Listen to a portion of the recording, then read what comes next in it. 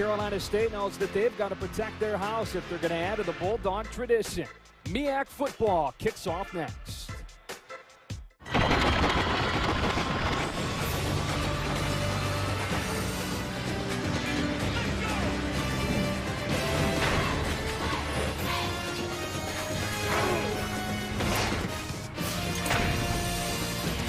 Welcome to ESPNU College Football Primetime, presented by McDonald's.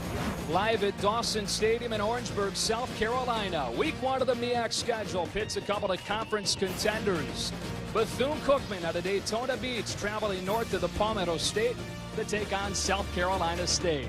Welcome into the broadcast booth alongside former NFL quarterback Jay Walker. Joe Davis on hand. It's rare that this early in the season you have teams that are playing in a game with such significant implications, but for these teams and in this MEAC race, Jay, today's big. Yeah, MEAC football is judged by postseason success, and they want to try and get as many teams into the 20-team field as possible. These are two of the best teams in all of black college football, but yet in the 2011 campaign, neither qualified for the postseason. Look for them to try and get a head start and a leg up today in this contest. Bethune Cookman in week 1 fell into a 21-0 hole, but then showed how many offensive playmakers they have. 550 yards of offense last week for this team. And for them, it all starts with the run, but when you've got a great running back like Ike Jackson, you've got to have the ability to stretch the field, and that's where Eddie Poole really comes in. I like to call him Steady Eddie because in every game he's played at Bethune-Cookman, he's caught a pass in every contest. For South Carolina State, they've had some very good defenses here over the years. They say this one has a chance to be the best, and they're led by Joe Thomas. Joe Thomas is what you call a traditional inside linebacker. Phone booth type of guy. If you get him on the field, he's in charge of stopping the run game for the opposing team. Very active, very physical. If they want to try and stop this potent Wildcat rushing attack, it all starts with middle linebacker Joe Thomas. So we're ready to go. South Carolina State will kick it away to Bethune-Cookman. It's Will Roper ready to boot it. Tyree Green and Jazz Moss waiting deep. And off we go in Orangeburg. Tyree Green to bring it back from 2 yards deep. Yeah, Bethune-Cookman to begin at the 13.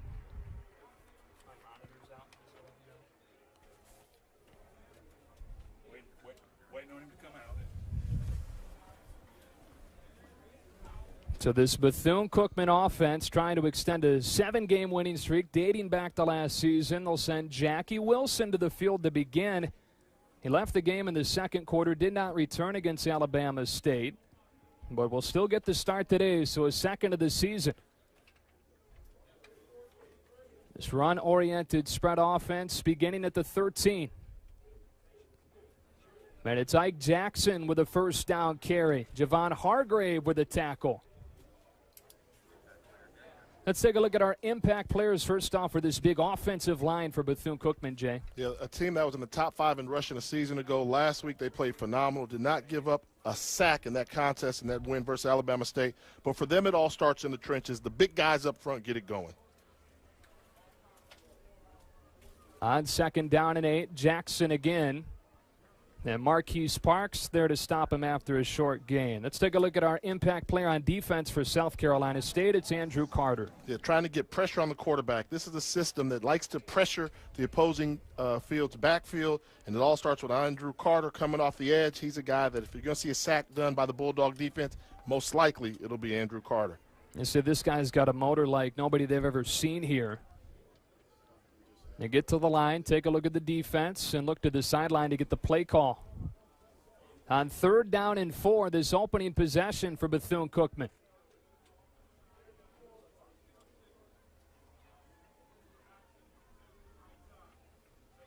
Wilson's first throw of the day. Complete for a first down. Pat Harris with a reception and a gain of 10 across the 30, and Bethune-Cookman converts on third down. Yeah, great recognition by Jackie Wilson. If you're going to have just basic crossing routes going across, so you're going to see number 88, Pat Harris, come across. Linebacker tries to undercut the throw. Easy throw for Wilson to make to convert on the third down opportunity. On first down and 10, Jackson bounces off initial contact and with a short gain. This defense for South Carolina State young and it's inexperienced, but they say they've got a chance to be one of the best they've had here in a long time. Yeah, and last year was a season where they kind of took their lumps, and when you talk to head coach Buddy Pugh, he knew he had an inexperienced squad, but now he said a season underneath their belt, this is a defense that's good enough to win a championship. And Buddy Pugh's a guy that knows what it takes to win championships in the MEAC Conference. They got off to a great start last week, held Georgia State to 230 yards. Jackson with a heavy load early on. Upended after a good cut to the 35. Dominique Mitchell out of the secondary to make the stop, and it's 3rd down and 5. This is why Ike Jackson is a special type running back. There was nowhere to go on that prior play there. The Bulldogs had it sniffed out. He had 3 red jerseys in front of him, but he still found a way to make a cut. Look, nowhere to go. What do I do? Whoop! Make a cut, get small, get in the hole, pick up positive yardage. He's a special talent. I mean, say what makes him so special is that ability to see those small creases. 1 for 1 on 3rd down so far. Plenty of time for Wilson. Same play that they converted the previous 3rd down on, but this one won't go for a 1st down as Pat Harris is dropped by Joe Thomas, and it's 4th down and short. Same thing, trying to get the same crossing route there. If it worked the first time, try it again. And this is what you want to do versus man-to-man coverage. You want to get a guy that's moving across your face so he can run after catch. But this is good team defense. If the first guy misses the tackle, have somebody else there to back up there. Makes the first guy miss, but great team defense there. Joe Thomas coming to finish up the play. So Corey Kowalski for his first punt of the day. Darius Drummond waiting deep. As the South Carolina State defense gets a stop on the opening possession. And the flag flies. Daryl Davis, our head referee today. And that is on Bethune Cookman. Had 15 penalties last week for 111 yards.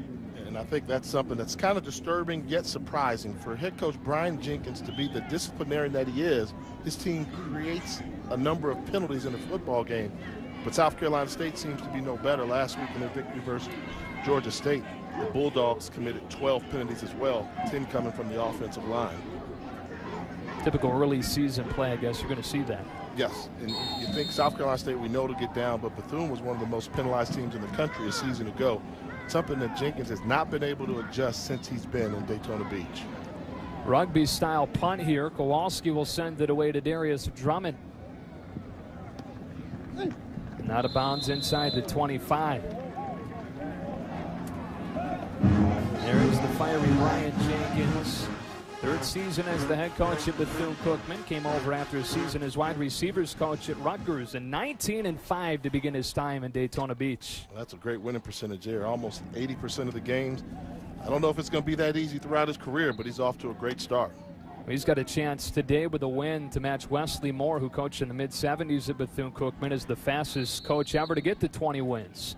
Richard Q out of the field. The redshirt junior had a career-high 300 yards through the air last week. Starts this opening possession for South Carolina State. And on 1st down, a handoff to Jalen Simmons, the sophomore, for a short gain to the 26. Harold Love III made the stop for Bethune-Cookman.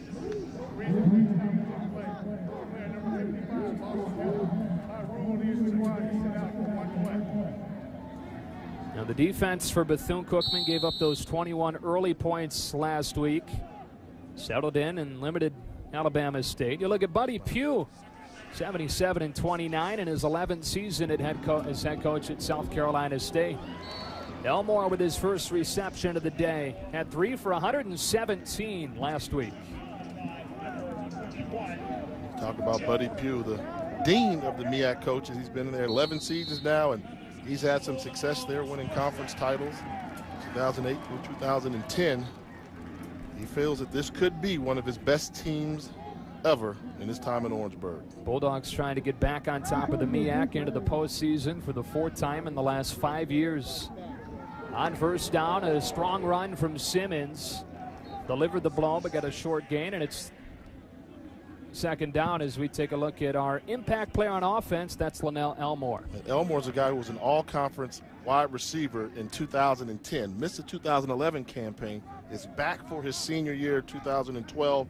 and he's the guy that really makes it go. People forgot about him because he was gone a year ago, but he's back, and you saw in that very first catch he had in this game, he hasn't missed a beat this season. 60 catches in 2010 to lead the MEAC. Cue off play action on second down, has a completion for a first down. After a good move by Caleb Davis, the redshirt junior led the team in receptions last week. That's for 12 yards. And this is why people are so scared about South Carolina State. Look at the decision-making by Q. Get rid of the ball quickly, get it to one of these playmakers in open space, and they pick up extra yards after the catch. Buddy Pugh said these wide receivers last week played better than at any other point during camp. That's what you want out of your guys. They show up on game day. 1st and 10 in Bethune Cookman territory, and a huge hole for Simmons, who breaks down the sideline.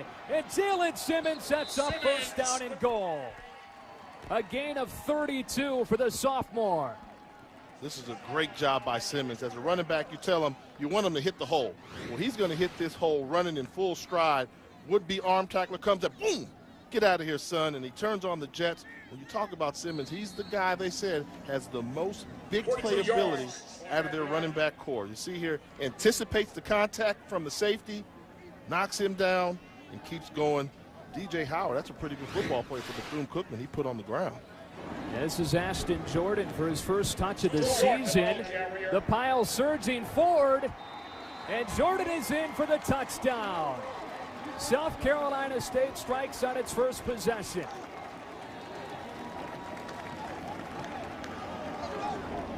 Second week in a row that the defense for Bethune-Cookman has allowed the opening drive to go for a touchdown. In this case here, South Carolina State showed great balance, throwing the ball. You had the big run by Jalen Simmons, and then Ashton Jordan able to punch it in for the score.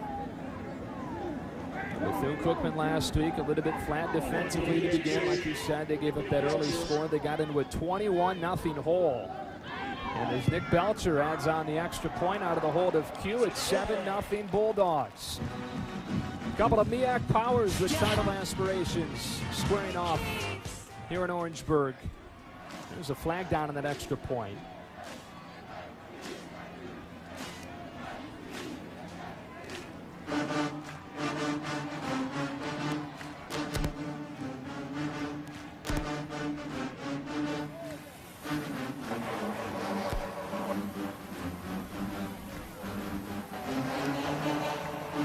The result of the try is good.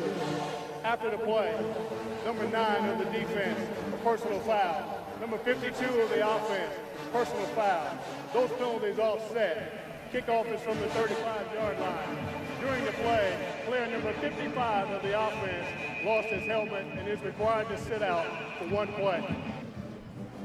All right, good explanation from Daryl Davis.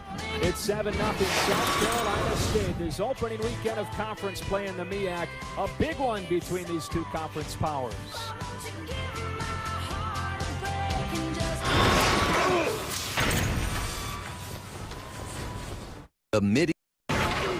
ESPNU College Football Primetime is presented by McDonald's. I'm loving it. And in part by Lexus, introducing a stunning work of technology, the entirely new Lexus ES. Back in Orangeburg, South Carolina, the Bulldogs off to a 7-0 lead, scoring on their first possession of the game. A couple of MEAC powers with title aspirations here in the opening weekend of conference play, and we talked about it a little bit during the open, but it's rare that this early on in the season there's so much at stake in a game. Well, when you figure the MEAC is as competitive as it's been in the past 5 or 10 years from top to bottom, those top 5 teams between Norfolk State, South Carolina State, Bethune-Cookman, as well as Florida A&M, they all plan to compete. So if you can go on the road and get an early victory against one of those teams that puts you in the driver's seat, like we said, the MEAC Conference gets an automatic bid to the postseason, but their challenge for them is getting 2 teams in on the 20-team field. Sophomore Jazz Moss will bring it from a couple of yards deep, and this kick coverage early on for South. There is a flag behind the play. Number 32, Richard. When you got 2 teams that had double-digit penalties a week ago, Yeah. they obviously won't make the corrections in that time. We may be in for a Flag Fest Part 2 here today. For 8, illegal block in the back, number 35. Those penalties will offset. Free kick. To offsetting penalties, they'll redo this kickoff. Both staffs telling us, Jay, they're putting an added emphasis on special teams this season, and this could be big in this game. Yeah, that's what it takes to win a championship. I mean, a good team is going to beat you in 3 facets: offense, defense, and special teams. And let's suppose one team has a better offensive unit than the other defensive unit. Then more times than not, the team that dominates special teams play is normally the team that will emerge victorious. So that gives you the mindset of both these coaches with their programs. They're not just focused on offense or defense. They want to have complete football teams, and special teams is a part of it. Definitely a strength for Brian Jenkins and this Bethune Cookman team. For South Carolina State, they lost a 4-year starter and a 2-time All-American, and Blake Erickson, who handled all the kicking duties. Will Roper will kick it off here. Nick Belcher handles the punting and field goal duties. Been happy so far with how those guys have filled in for the departed Erickson.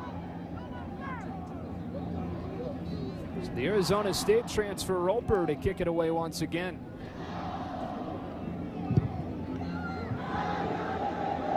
This time Tyree Green will take a knee. And Bethune Cookman to begin at the 25. What'd you see first possession there from Bethune Cookman that you didn't like?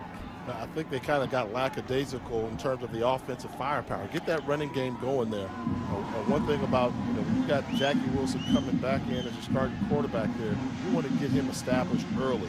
They tried to get Jackson some runs in space. But I think right now, when you first take on South Carolina State, when they're stout up front, loosen them up with the pass game, give the ball to Jackson in space and let him create. They rode Jackson early in that first drive. First team All-MEAC last year. Ran for over 850 yards, 7 touchdowns, and was a preseason All-MEAC selection heading into this year. Drive starts at the 25 for the Wildcats. And in the inside zone play, it's Jackson with Curtis Hill there to stop him. Ball popped loose at the end of the play. They never whistled him dead, so South Carolina State takes control. Kamario McFadden picked it up. Wow, it seemed like the forced progress was stopped, but you kept seeing the pile continue to move. And I agree with you. I did not hear a whistle, and then that ball just popped out of there. You almost have to question, why wasn't this whistle blown? It seemed like the forward progress has stopped right now. Everybody's just jumping on the pile. I mean, he's standing up, and on his way to the ground, the ball comes out. See if we hear a whistle. Never heard a whistle. On last season's meeting between these two teams, Brian Jenkins' team had about twice as many yards as South Carolina State, but they turned it over 4 times. And look right here. You can tell he's got his hand on his whistle. Right before that ball came out, he was getting ready to blow the whistle, but he did not do it. And that 1/2 second hesitancy might have cost Bethune Cookman possession of the football. Now flag over there on the Bethune Cookman sideline. 5-yard penalty, first down. A lot of infractions early on in this game. First and 5 from the 23. So they'll start the drive at the 23-yard line with a first down and 5. And for Bethune Cookman, this feels all too familiar. Deja vu. They were down 21-0 a week ago to Alabama State. That's non-conference. When you're playing your conference opponent, though, you can't afford to give up points. Jalen Simmons cuts forward for close to a first down inside the 20. And a helmet did pop off of Devin Flowers, the right guard, so he'll have to come out for a play. He's replaced by Shaq Harrison. And that's one there. I think at some point the NCAA is going to have to look at some adjustments on the rule. I mean, I understand player safety first and foremost. But you really put teams at disadvantage sometimes when the guy has to leave the game and he's clearly not hurt and might have come out accidentally. Second down and 2. Simmons with a stretch play. And boy, impressive early on finding those little holes. That put South Carolina State into the red zone. So let's take a look back at how they're doing it in the red zone, brought to you by Verizon. My Howard University education says that's 100%. It's pretty good. 4 drives, 2 for 2, putting points on the board. I mean, I think that performance they had versus Georgia State last week was very impressive. That put the rest of the HBCU world on notice, because traditionally they always struggle to beat that team that's going up to FBS level play, but they manhandled them, had their way with them completely. I think even Coach Pugh was surprised at the result of that football contest. 33-6, the final, a game they never trailed in. That was last Thursday, so a couple of extra days of preparation for them. Bethune Cookman played on Sunday, one less day. How much stock do you put into that? You know, I've seen worse. I've seen them have to play on a Saturday and come back and play a Thursday. It cost them one day, but it was just one day of rest, and they were in Florida, so it's not as if it were a long road trip across the country. So I think, you know, one thing about Coach Jenkins, there's no excuses. You know, they're off to a slow start. He's not going to accept that. And down in Daytona was really, or down in Orlando last week, it was really hot. Q throws, and it's tipped and incomplete. Wesley Marcellin out of the middle linebacker spot knocked it down. He had a man open down the sideline, 2nd and 10. Trying to have some success after the fake run here. Nowhere to go. He's very fortunate that that ball was tipped. That might have been an interception. And Tim Burke, the cornerback for Bethune Cookman, was in good position to make a play on that ball. 2nd and 10 at the 18. Simmons on the counter. Got a good block in front. And down to the 15 where DJ Howard made the stop. And it'll be 3rd down and about 7. And early on, it seemed as if this offensive line for South Carolina State, particularly on the left side, we talked about Dominic Wilson, the left tackle, and Sam Hammond right there, number 76, having their way on the left side of the line of scrimmage. Simmons is not getting hit until he's at least 2 or 3 yards upfield before the closest Wildcat defender gets to him. 4 starters back from last season on this offensive line, but Buddy Pugh said they got to be better than they were last week, even though they won 33-6. He said there was plenty of room for improvement. Simmons, the running back, on 3rd down and 6. And Simmons gets the call with a big hole, got a block in front, and a 1st down inside the 5. Sam Hammond again out of the left guard spot, sprung him free for a gain of 11. I think that was a busted play. I mean, I don't know if this was supposed to be a reverse and he called his own number. You're going to see Elmore. He's got the pulling guard, but Elmore's man was right there in the backfield, the cornerback running with him. Take a look. You'll see number 1 right there, and the defensive back runs right by him. Little miscommunication, but nonetheless, the Bulldogs will take it. 1st and goal. They're trying to get off to a 2-score lead early. Simmons behind Brannon.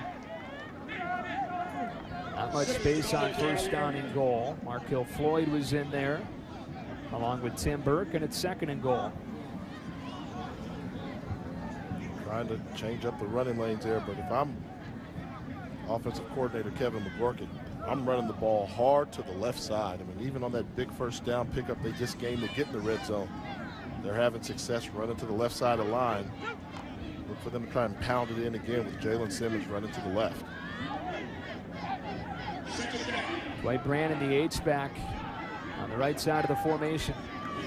2nd and goal, Simmons again, and Jalen Simmons is in for the touchdown. South Carolina State with 2 possessions and 2 touchdowns to put Bethune-Cookman in a familiar early hole. He ran the old counter, get an offensive line. Sam Hammond, number 76, right there, looking for somebody to seal. And wow, that's a mismatch all day. You get 6'3", 300 pounds coming at you, catching a defensive back in the hole. They love it. Get your hands on them, and that's a touchdown. Seems like every play when we're looking at a replay, we're talking about Sam Hammond. Seems like he's coming to play interior guard for the Bulldogs. Senior from Belcher's extra point is good. And it's 14-0 South Carolina State. Can Brian Jenkins get his group to rally again? They won after trailing 21-0 a week ago. Looks like there's an opening for shipping coordinator, and I've got a pick zone. South Carolina State taking advantage of a takeaway, 14-0. Couple of rushing touchdowns. Let's take a look at that most recent one. Well, take a look at the athleticism by Sam Hammond. This is the guy, the hole that they're going to attack. How do they get there? Down block, and watch the athletic Hammonds come around, pull, and meet the linebacker in the second hole to seal the deal for the touchdown. Down, he's coming. DB doesn't see him coming. Oh! You think you see the ball carrier? No, you see 300 pounds of muscle in your face, take you for a ride, touchdown Bulldog.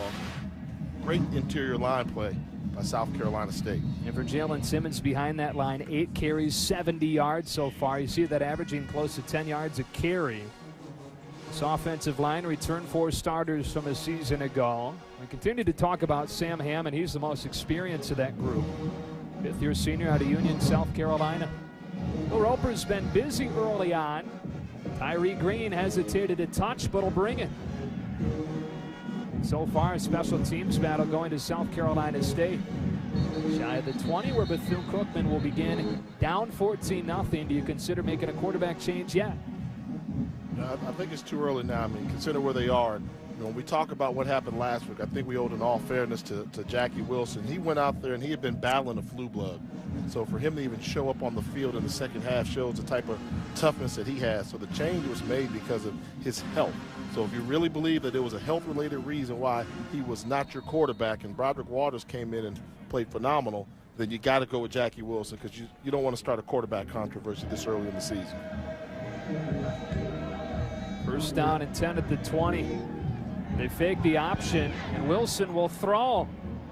Perfect toss for a completion across the 40. That's David Blackwell with a reception on a gain of 26. That was a nice reception by Blackwell, but wow, he missed a touchdown to Keith Stroud. Going to come right in the middle of your screen on the post pattern. He's got him beat by 5 yards and nobody in the middle of the field. They'll take the first down, but they had to settle for it. They should have had a touchdown. We talked about Wilson and him being out with the dehydration in the second half last week. He didn't have a full camp, partly because he was sick, partly because he missed time when his grandfather passed away at the beginning of camp. It's been a tough road for him, a tough first month of this season. Jackson with his 6th carry already, only 17 yards at 2nd and 8. Wilson's a guy that played for them last year. He was in a quarterback competition again last year, most of the season, with Jamar Robinson, the transfer from the University of Maryland. And when things got on the line, Coach Jenkins went to Wilson. He got victories. He won 5 or 6 ball games for him last year. And it tells you the toughness he has. Quarterback controversies are never easy, and quarterback battles are always very competitive. If you make it through that, it makes you a better person and more well-rounded. And Brian Jenkins told us he doesn't want a rotation like he had last year with Robinson. Takes a look at a lot of things when he's deciding who to play. Looks at practice film, obviously the game film, but he looks at how they carry themselves off of the field as well. Quick throw on first down, and it's jarred loose by Darius Drummond. Pass intended for Eddie Poole, and it's going to be 3rd down and 8. This is called dislodging the receiver from the football. He turns to make a move, and whop! Right there. Now, he never had control of it. Good call by the official. Never had it, but that's the way to close on the football by Darius Drummond.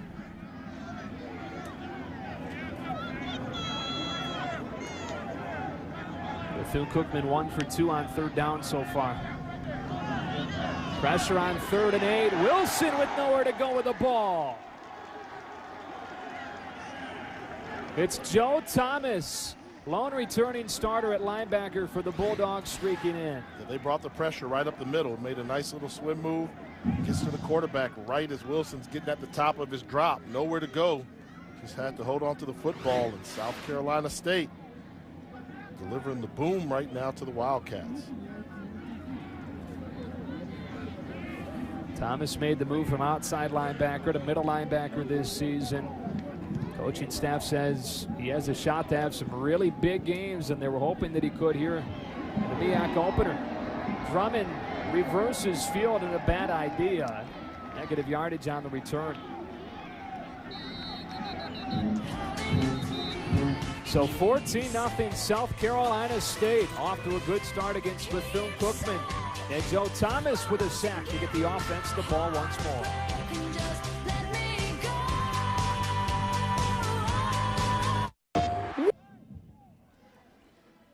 All Bulldogs early on, final minutes of this first quarter. BCS Countdown is on ESPNU Monday. Our analysts break down the key victories and defeats from Week 2 and discuss their impact on the standings. Plus, we'll add the key matchups moving ahead to Week 3. BCS Countdown, Monday at 6 on ESPNU. Now, Bethune Cookman in week 1 was in a 21-0 hole. They scored 38 straight points. Brian Jenkins told them, hold on to the rope. You're well prepared to come from behind, but are they well prepared to come from behind 2 weeks in a row, and this time on the road in a hostile environment? Yeah, they're on the road, not a neutral environment, and this team they're facing may be just as physical as they are. I thought at times last week Bethune Cookman just wore down Alabama State.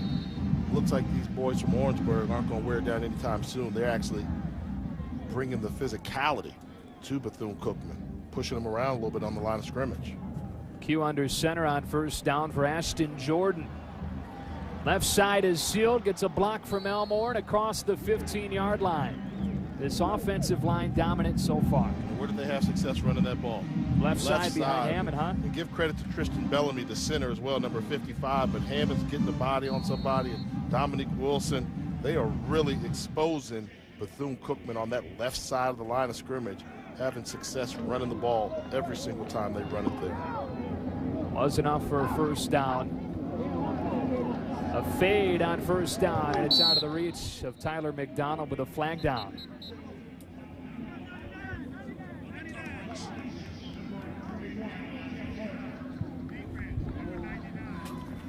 Harold Love III was offsides. And Love is a guy that last week the coaches said he really emerged. He was a transfer to the program from a season ago. He simply dominated the line of scrimmage last week for Bethune-Cookman. They need the same type of success from him this week as they got from him last week. On 1st and 5, Q with play action. Strong throw is tipped and incomplete. It was behind and a little bit high for Caleb Davis, and lucky for the Bulldogs that it wasn't picked by DJ Howard. Yeah, trying to do it, and you see the pocket there. He's got some time to throw the football there. Look, good recognition. Just the throw was just a little bit behind the wide receiver there. Tip drill. Very fortunate that ball wasn't intercepted. Q a career high 300 yards last week, 3 touchdowns, though he did throw 2 interceptions.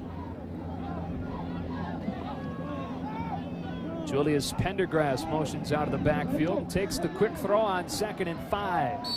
Pendergrass gets knocked out of bounds by DJ Howard, but it appears to be enough for a first down. It's just an option, in-man line of scrimmage. You see the defensive end collapse inside, get it to Pendergrass on the outside in space, see if we can pick up the first down.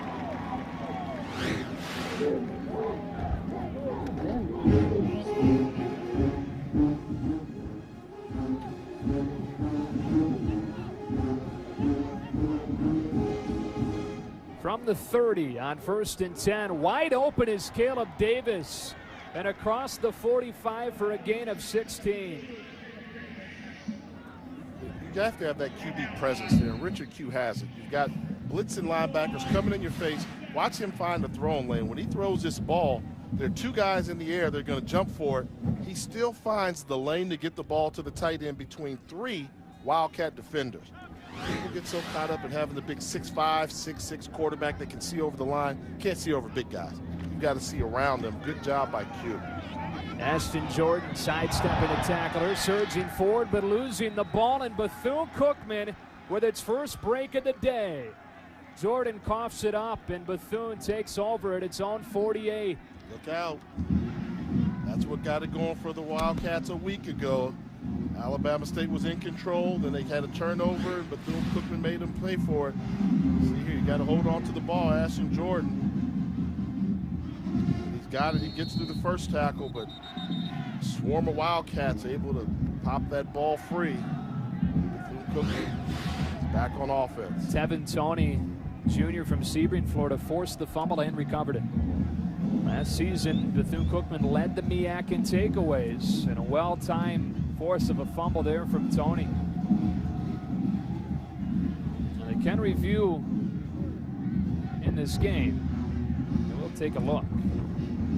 They'll review this one.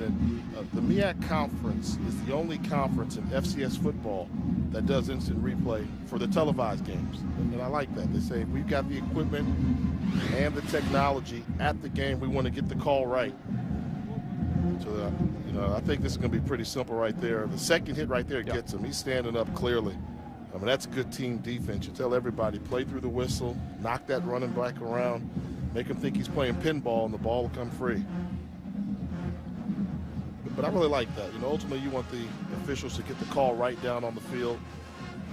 Hats off to the commissioner of the MEAC Conference, Dennis Thomas.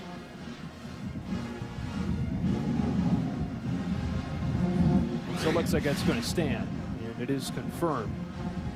A big break there for Bethune-Cookman. Again, they scored 38 straight last week after trailing 21-0. Brian Jenkins told his team, don't let go of the rope. You're well prepared to overcome this. Gave credit to the strength and conditioning staff on a really hot day down there in Orlando. It isn't exactly cool tonight, so. It's muggy, it's steamy, not as much sunshine, but there's still some heat conditions. Rodney Scott into the game at running back. This is a Bethune-Cookman team that had 550 yards last week.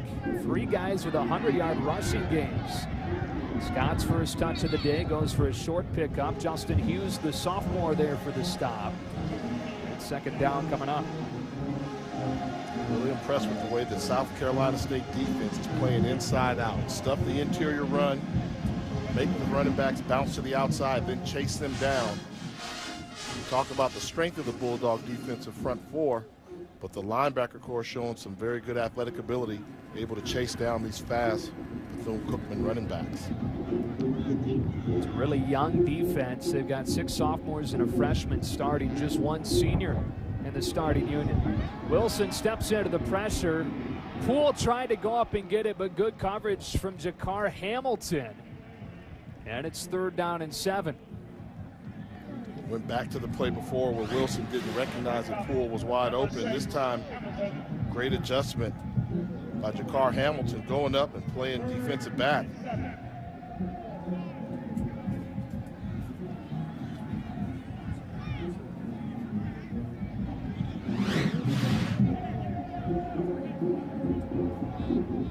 So 3rd and 7 in a ground game. That was the story for Bethune-Cookman last week. Pretty useless in a situation like this. Wilson with time. Down the sideline. What an adjustment by David Blackwell.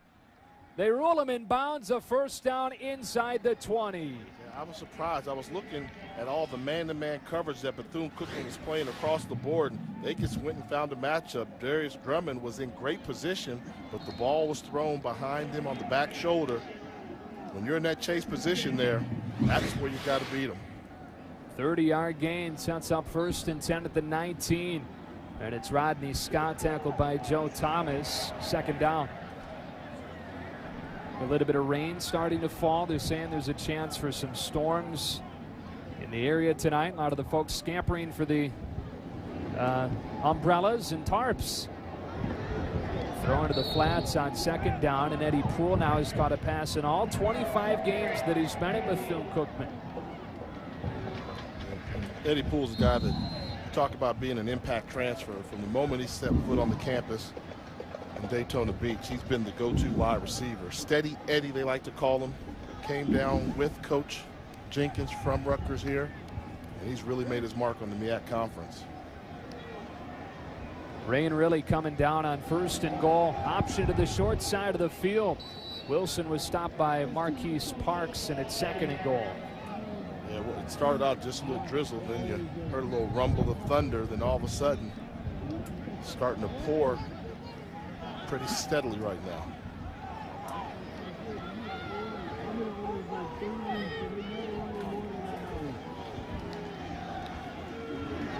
Second and goal. Andronicus Lovett strung out and shut down. Joe Thomas was there again, along with Javon Hargrave, and it's 3rd and goal. That's great scouting by the defensive squad from South Carolina State. When Lovett gets in the game in short yardage situations, they like to run the football to him.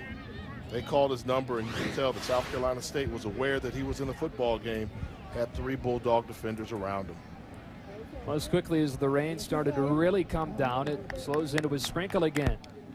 Through with 1 quarter here in Orangeburg, and all South Carolina State 14-0. Can Brian Jenkins and Bethune-Cookman do what they did last week and come back?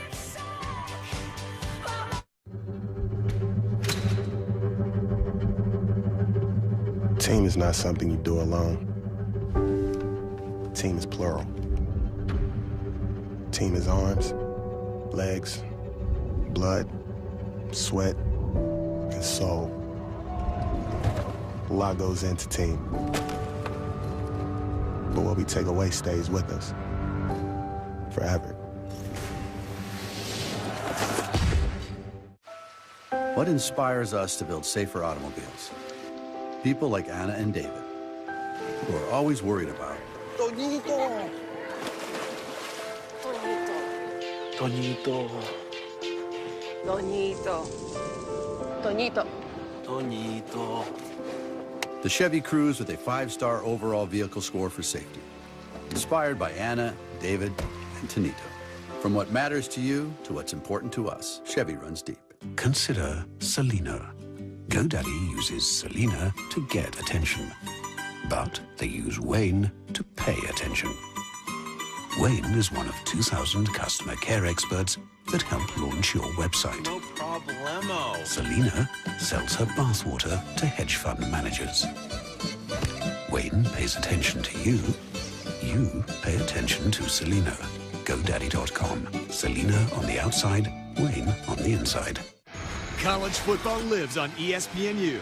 We've got reactions to the top games and a preview of upcoming matchups. What a group of games to talk about. It's just part of what we've got today on College Football Daily. Our experts tackle the breaking news and hot topics. I think Texas A&M left the Big 12 to compete in the nation's toughest conference. Digging deeper into the day's pressing issues. It's Alabama. They just won the title. For Pete's sake, it's Nick Saban. College Football Daily, weekdays at 1 on ESPNU. You're watching ESPNU College Football Primetime, presented by McDonald's. 14-0 South Carolina State after a quarter. Familiar territory for Bethune-Cookman. Last week they trailed 21-0 against Alabama State. Quarterback Broderick Waters came off of the bench to lead the Wildcats to 38 unanswered points. Trailed by 11 midway through the third quarter. They had Jomo Gordon with a 24-yard touchdown. Waters ran it in from 6 yards to put him in front. Then Eddie Poole, 47-yard touchdown catch.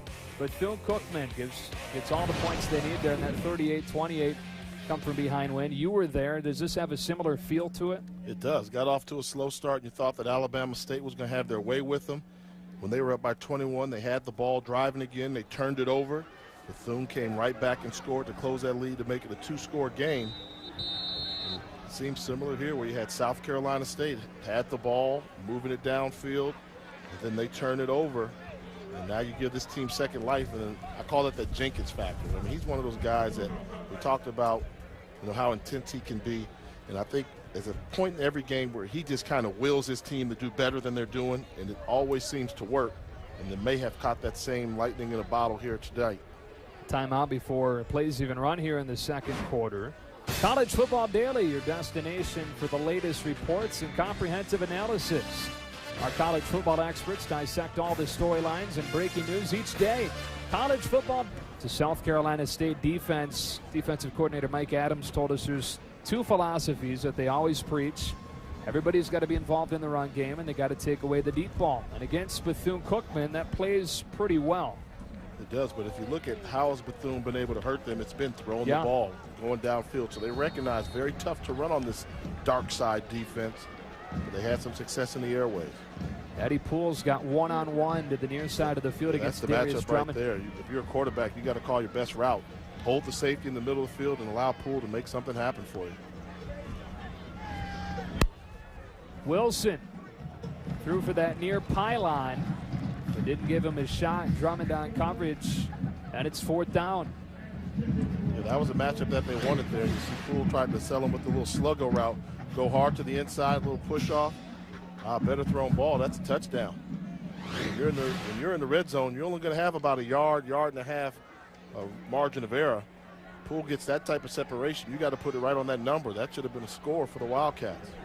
Junior Sven Hurd was 1 for 2 last week. Made from 20, missed from 45. And he clanks this one from point blank. Now Bethune-Cookman got the takeaway and seemingly had stolen some of the momentum. But they come up empty-handed, unable to punch it in. Opening moments of the second quarter, South Carolina State in this pivotal early MEAC matchup off to a great start.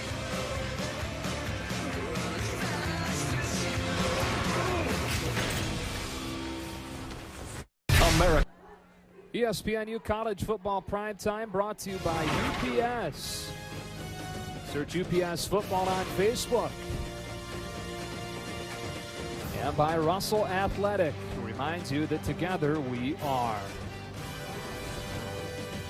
Well, Bethune Cookman got a takeaway, drove it down, set up first and goal, but came away empty-handed in a 14-0 hole early on in the second quarter.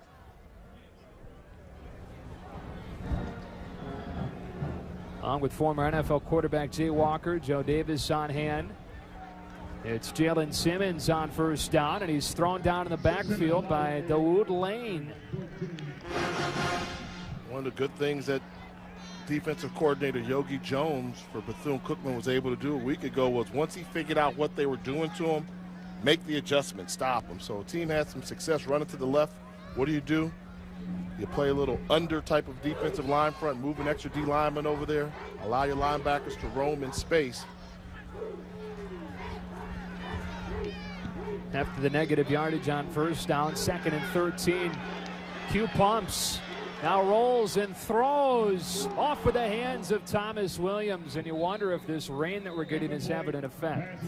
Yeah, that's one there where Williams has to come down with that grab there. Great job of extending the play by Richard Q. Nothing there on the left side. Realizes not much of a pass rush. Take off to the right. Finds a soft spot in the coverage. Once you see Williams get behind that linebacker, that's just a catch. You've got to slow down your body, make the grab, and haul it in. Williams, a guy making his 25th straight start today. Fifth-year senior out of Greer, South Carolina. Well, 3rd down and 13. Not many good calls in this situation. Not really at all, but the good thing about them, they've had the ability to stretch the defense. Normally, this is where you look for Linnell Elmore, try and get him on something short in space and see if he can run for the first down after the catch. He's to the near side of your screen. Q lets it fly.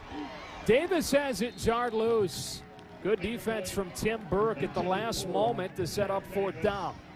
You mentioned not a lot of choices when you've got 3rd and plus 10 yards, but Q found a soft spot there. This is one here where it would have had to have been a great catch by Davis to hold on to it, but good job by Tim Burke coming away with that football there. And you see Elmore, they tried to get Elmore on a little undercut. There's nothing there. Nick Belcher, redshirt junior, averaged 43 yards a punt last week. Ready to send it away to Courtney Keith. And a bad snap. Bethune-Cookman on special teams comes up with a huge play. No ruling yet whether it's a safety or a touchdown. Either way, it's points for the Wildcats. Touchdown, Bethune-Cookman. It was recovered in the end zone by Tyrone Bowie Jr. That's a good snap right there. He's got to make that catch. We talked about the absence of Erickson from a season ago who had been here for 3 years. This ball snap right here. He's got no gloves on.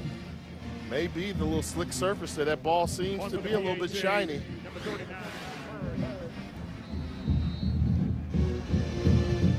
Hurd's extra point is good. 42 consecutive made PATs for Hurd. And Bethune-Cookman right back in this game with 1 play. Down by a score after being outplayed thoroughly in the first quarter. Special teams miscues for South Carolina State. And not only is Bethune-Cookman only down by a touchdown, but now starting to get a little bit of momentum. And you start to hear that world-famous band they've got start to get into it. They made the trip up from Daytona, and the cheerleaders are running across the field there. They're starting to feel like, hey, brand new football contest.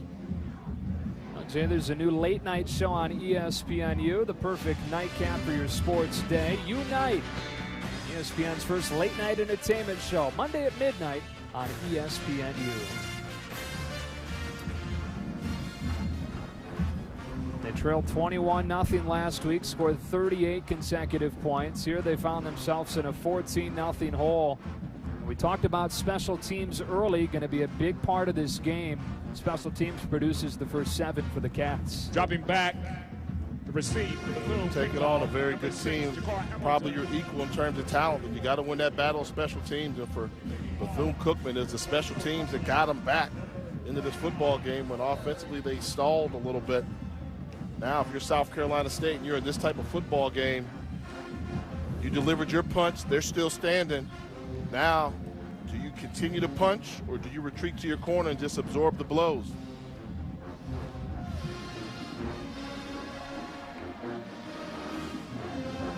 Jakar Hamilton is back with Chris Merrill for South Carolina State. And a good kick from Hurd. So the drive to start at the 25. And Bethune Cookman once again with the momentum.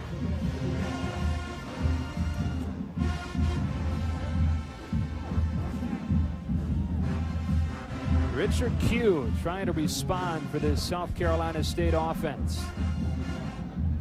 Quiet kid, said that feels like he's got something to prove. Struggled some in his final couple of games last year. 2 touchdowns, 4 interceptions over the final 2 contests after he took over midway through the season when Derek Wiley went down with a knee injury.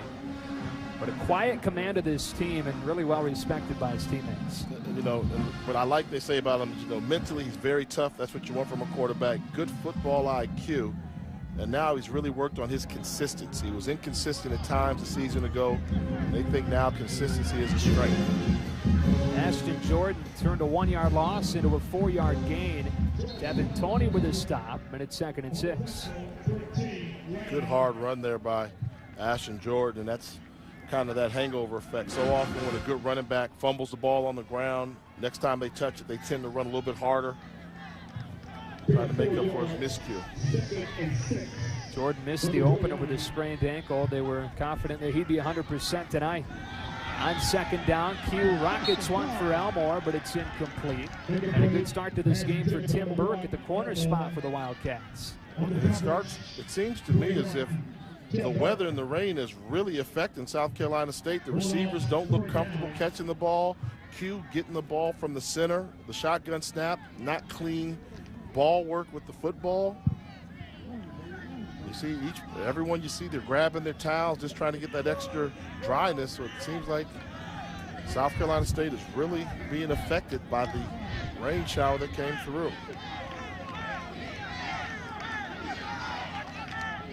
3rd down and 6. 4-man pressure. Q steps into the pocket, and he'll go down. It's Markill Floyd, the senior from Tampa Bay Tech High School, with a sack, and it's 4th down. Familiar story now. You don't have as much time. They start to make some adjustments. Good 4-man rush. Pressure on the quarterback. Force Q to step up. Nowhere to go.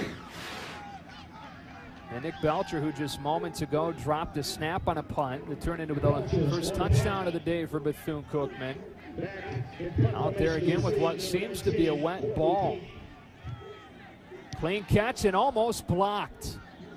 Did well to get it away, but not a good punt. Just past the 50-yard line.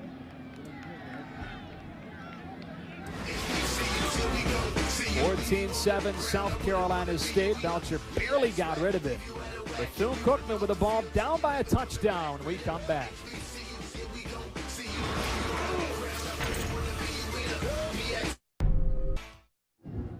Bethune-Cookman within a touchdown and a new quarterback into the game. Broderick Waters checks in for Jackie Wilson. It was Waters that led them to that come-from-behind win last week and was named the MEAC Offensive Player of the Week. How many times do you see a Conference Player of the Week come off with a bench? I mean, that's kind of a tough one there. And see how he handles it. I know if you name me the Player of the Week and I've got the hot hand, I would expect to start. Rodney Scott off the speed option on 1st down. Tackled by Tevin Richard. Well, Waters last week threw for 110 yards and 2 touchdowns, ran for 100 and a touchdown. Louisiana Tech transfer in his first season at Bethune-Cookman. I mean, this is a guy that was playing wide receiver at Louisiana Tech, and now he comes to Bethune-Cookman for a senior year. Reverse to Preston Cleckley. Got a block in front and stays on his feet across the 30. There's a flag at the end of the play. Ball carrier, Penalties a big issue last week for Bethune Cookman. They had 15 for 111 yards. And it is a holding on the Wildcats.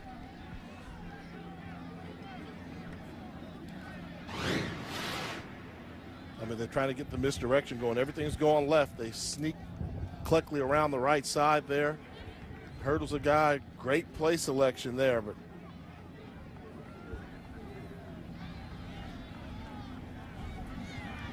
so you see number 75's got a hold right there. Good play call, but it was all for naught. Still is good for a first down, with it being a spot foul. So first possession for Waters. They say plays at a chaotic pace, but that's exactly where he wants to be. Out of the pistol on first down. It's Rodney Scott, belted down by Marquise Parks after a gain of 7. You can tell now that Bethune-Cookman's starting to get a little sense of urgency, and maybe it's unfair to Jackie Wilson, but it seems like Waters comes in the game and they start to finish off their blocks a little bit more, block a little bit harder, up-tempo offense. Something to be said for his chaotic pace. Yeah, I mean, they get it going. I think because of his mobility, because Waters was such a good athlete and he really runs the ball effectively. You know, a week ago he ran 400 yards. That tends to open up the running lanes. No vocal leader, always energetic. He looks to throw for the first time. Tried to set up the screen, but it was taken away nicely. So he takes off and will heave it downfield, but that's going to be a penalty on a screen pass. I think they may call roughing the passer. I mean, it's a screen pass, so you would wonder if somebody was downfield, but I looked, and it seemed as if the offensive line for Bethune-Cookman did a pretty good job of staying within those 3 or 4 yards of the line of scrimmage. And as he got rid of the football, he was decked. Both. We're both right. Both right. That rarely Okay. happens. And I thought he was going to make a right decision. If the screen pass isn't there, I say you either throw it in the ground or take off running. You can run the ball, and the lineman can go downfield. And at the last second, when he threw that pass, that's what made it a penalty. Third time we've had offsetting penalties already. Early season football, right?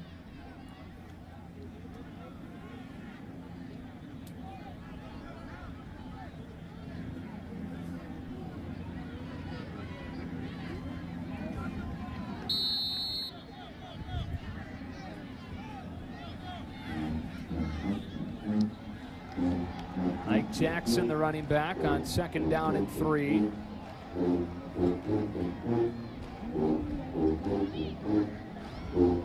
Waters a little bit more of an elusive runner than Wilson. Wilson a little bit stronger arm. Straight ahead for Jackson.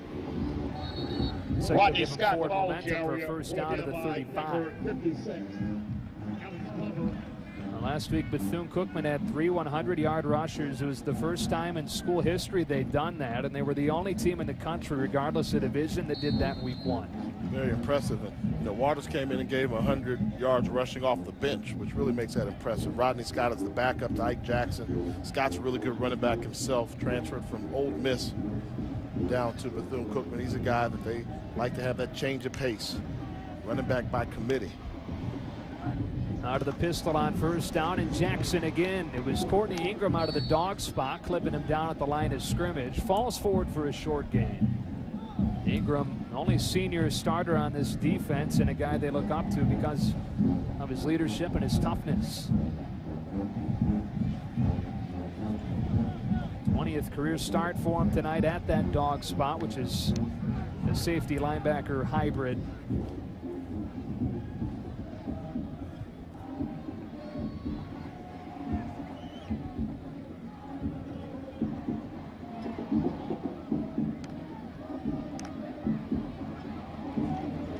Waters pumps Poole on 2nd down, escapes the pressure from Glover, and Poole's unable to hold on to it. Darius Drummond with defense, and it's 3rd down. A good decision here by Waters. They tried to go with the double move with the pump and go. That didn't go. Drummond did a good job of staying back. Poole breaks off his route. great recognition by Waters to get the ball to him quickly. Just unable to hold up. Drummond doing a good job of coming back and getting a hand on that football. 3rd and 7, Bulldogs showing pressure. They bring it. Waters throws on the move and out of the reach of Preston Cleckley. And it's 4th down, and you go for it here? I mean, it's that range of the field. You're on that part of the field where it's too long for you to try and kick a field goal. And then if you punt the ball, if it goes into the end zone, what do you net? You end up getting a net of about 12 yards. Why not try and get the ball to one of your playmakers? And even if you throw an incomplete pass, it's not great field position for South Carolina State. It's decent. Bulldogs had the #1 4th down defense in the MEAC last year. Wow, they had one-on-one coverage with Eddie Poole and Darius Drummond again. And they took a timeout. 2nd of the quarter used by Brian Jenkins.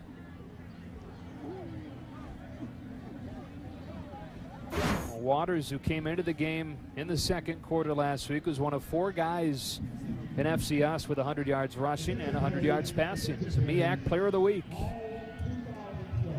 Those dual threat quarterbacks, Rico Smalls from Texas Southern there.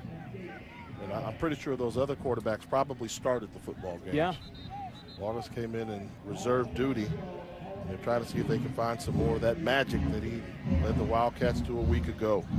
Louisiana Tech transfer in his first season at Bethune Cookman. And now they take Waters off of the field and the punt team comes on.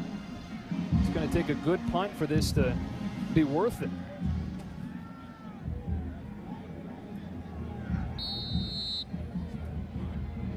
Corey Kowalski with a rugby-style kick. Trying to pin it down in the corner. Excellent effort, but not enough. And it's a touchback, so a net punt there of 12 yards. 14-7 South Carolina State. 9:20 left to go, first half in Orangeburg. At Bethune. Some storms bearing down on college football prime time, presented by McDonald's. We're here in Orangeburg, South Carolina. Let's take a look at our MEAC news and notes moving into this first weekend of conference play, Jay. I think it's year 2 for the 5 new head coaches that came into the conference last year. Howard and North Carolina A&T both improved from had the greatest games. They each won 5 games a season ago. Howell, Savannah State, Dell State, and North Carolina Central do. MEAC 6-2 in the MEAC SWAC Challenge since the history of that game. In that particular game, Bethune Cookman, first team to win back-to-back MEAC SWAC Challenges. And then Savannah State, seems to me like they're playing money ball instead of football, getting paychecks to go play Oklahoma State and Florida State, and that's something there where I don't know if it's worth it. Back-to-back weeks being the largest underdogs in college football history. Can't be any fun at all for those kids. And it's tough because people now, they maybe never heard of Savannah State, now they have, and it's not in a positive light. I just think you really put the kids in a tough situation there. And how much money is it worth to have your pride out there on the line and these kids just getting beat pretty bad? Well, watching College Game Day today and the piece they did on it, some of the brass at the school said it's always going to be worth the money with the exposure. And the amount of money that you get is going to be worth getting beat like they do to get that money and to get the exposure, I guess, good or bad. Yeah, I would disagree. I think that's bad. I mean, getting beat 84-0, and then what happens if, when do you stop? If somebody beats you 100-0? Yeah, I'm with you. And then if that happens, then sooner or later, the rest of the schools are going to stop playing you, saying you don't have a competitive product on the field. Play action on first down for Richard Q. Keeps his eyes downfield and throws into traffic and intercepted. Deion Hanks with his first interception of the season. And boy, that punt pays off. Wildcats with a football in plus territory. And Q did a good job of extending the play, but there was nothing there, and Hanks kind of baited him. He was behind him. He saw who he was directing traffic to, and he just kind of stayed on the outside. Then the moment he threw the ball, just slid right in front of it. 2 Wildcat defenders there. Great job by Hanks in baiting Richard Q into throwing that ill-advised pass for an interception. So now a chance for Bethune Cookman to tie this game with a score. Rodney Scott running back with Andronicus Lovett playing fullback.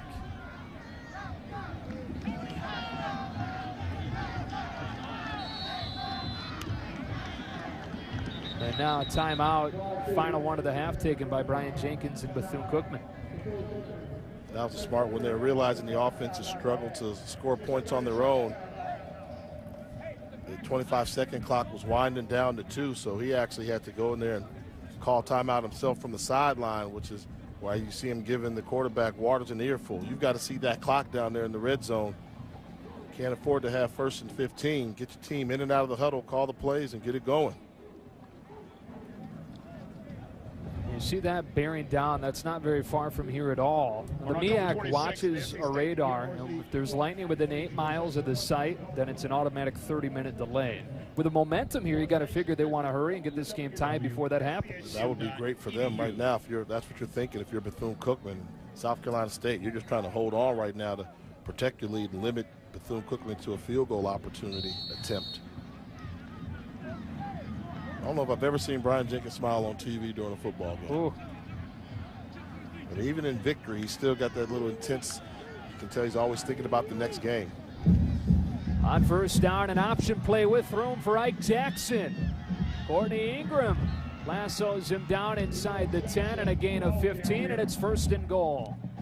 You can tell they just seem to run the ball a little bit better when Waters is in there. Nothing but an option. You put a defensive tackle in no man's land. That's Andrew Carter, who we talked about would have to be an impact player.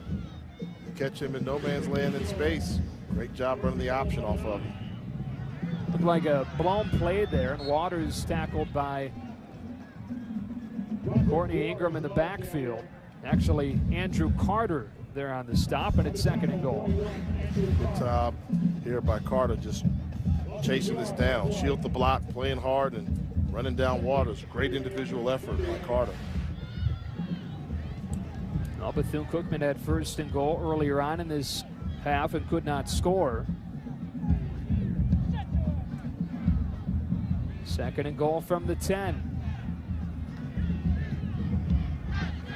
Option play. Jackson trying to get the corner. Lowers the shoulder inside the 5. Ran over Dominique Mitchell, and it's 3rd and goal. And so now they're going to run the option to the left, and this time they get Courtney Ingram, who comes in, plays that little dog linebacker, number 11. You're not going to see him there, but once you get that edge perimeter, he's right there. He can't win that battle. So the moment they get him to stop, make the pitch, and allow the running back to gain the outside perimeter, pick up positive yards.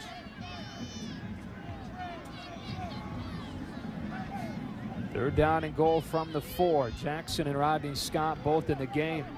I think they're going to bring pressure. I wouldn't be surprised to see Bethune-Cookman move the pocket with a rollout. Option play again. Jackson with all kinds of space, and Bethune-Cookman has battled back once again. Ike Jackson with his 1st touchdown of the season, and the Wildcats within an extra point of tying this game midway through the 2nd.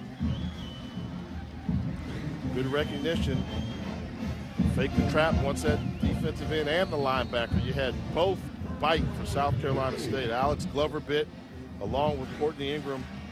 They lost that outside leverage. 2 guys on the quarterback, nobody to account for Ike Jackson in the backfield.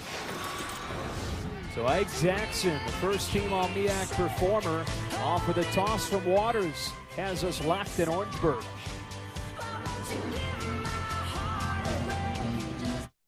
Fast forward, for 1. Fast forward, for 1. That's called a juke. I know your eyes are closed, but really you should look at this. Fast forward, rewind. Right there. Wait, let me slow it down. Ooh, I missed the tackle. Here. Ike Jackson with his 20th career touchdown, and this game is tied. Bethune-Cookman taking advantage of a couple of turnovers to get back into this game. You know, with the special teams here, it all started when you muffed the punt right there. The defense had been holding Bethune-Cookman out of the red zone, but they take advantage of it, get the score, then Q. Just ill-advised throw right here. Great job by Deion Hanks, baiting the quarterback in the throwing the interception, and then good team's going to make you pay off a turnover. Great decision by Broderick Waters on the option pitch. Ike Jackson tie up this football. Jackson, 1st team all MEAC performer, junior out of Mossy Head, Florida. He's a guy that quiet leader on this team. You respect him because he comes to play every day. He's gone through a lot of adversity himself in his own personal life. He's Coach Jenkins as a mentor. Jakar Hamilton hurdles the defender and gets popped at the 30. David Blackwell with a stop. A good starting field position for the Bulldogs. Now, last week they trailed 21-0, scored 38 straight. This week they trailed 14-0 and were tied. That's a lot of credit to that guy right there. I mean, just imagine if they ever got off the bus and decided to play in the first quarter. They'd be a really good football team. But something to be said about the character of a football team that can fall down by this amount and just still feel as if they're going to win the football game. I know he would tell you at some point that's going to bite him, though. They can't get in the habit of that. Jalen Simmons, the running back, on 1st down and 10. And a surge against that left side of the offensive line that was so good early on. LeBrandon Richardson, the UCF transfer, was in there first. And Richardson's a guy, when they bring him in off the bench, he seems to play a little bit better on that defense. They've been trying to move him into the starting rotation slowly. And once you start getting Tevin Toney and Harold Love and LeBrandon Richardson going, that's when that defensive line is at full strength. Seems like we saw the same story last week when they made some changes on the defensive line. So they started to control the line of scrimmage. 2nd down and 13. Hughes steps up. Incomplete, looking for Pendergrass. Well, Coach Jenkins said that getting in that hole last week, 21-0, the defense was looking for results instead of playing in the moment and focusing on the process. Do you see a similar thing this week? I think so. I mean, you start to question. You know, you go out there and you want to get all the sacks and get everything going. Then you get pushed around a little bit. Then you get a reality check and you realize it's not about stats. It's about what do we have to do to win this football game. And you start to slow down the game. I think that's what they did a week ago and maybe here again tonight. Hugh takes his eyes down early and will run for close to a 1st down, stretching at the final moment after DJ Howard brought him down. But with the spot, he'll be short, and it's 4th down. Well, look, do you see Coach Jenkins spot that ball for the official? He wants something a little more? I mean, and good decision here, recognition there. And you got to think, make the move outside. He knew he was short of the 1st down. And then you see Jenkins, he's walking in there. Hold on. He's going to step in there and actually spot the ball. He's looking at the chain, and watch him grab it. He's going to grab the ball and spot the ball. Whatever it takes. Punt team out of the field for South Carolina State. Nick Belcher, who had dropped one earlier that led to a touchdown.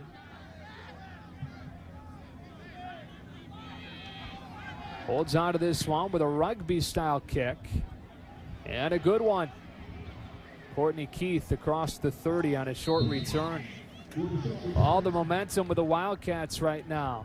Bethune Cookman a week ago, 3 100-yard rushers, including Ike Jackson, who's got a touchdown today. They got it done by the guys that they relied upon. Ike Jackson, one of them. Rodney Scott, his backup running back, he goes over 100 yards. And then the guy they brought into the game this week as well, off the bench, Broderick Waters, was able to rush for 100 yards as well. I think more importantly for Waters, when he came in the game, they just kept scoring drive after drive. They found some momentum.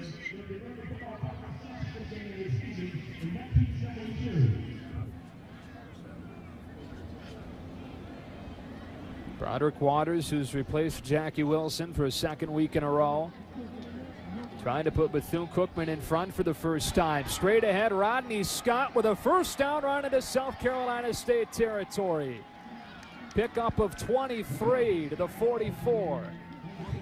They hit him with the option the past series. This time, give it to the dive man. They've got the South Carolina State defensive line guessing right now on how to contain this option. They're able to pound the ball in the middle, do pitches on the outside. It seems as if the defensive line for South Carolina State is not reacting well. They're being taken advantage of schematically.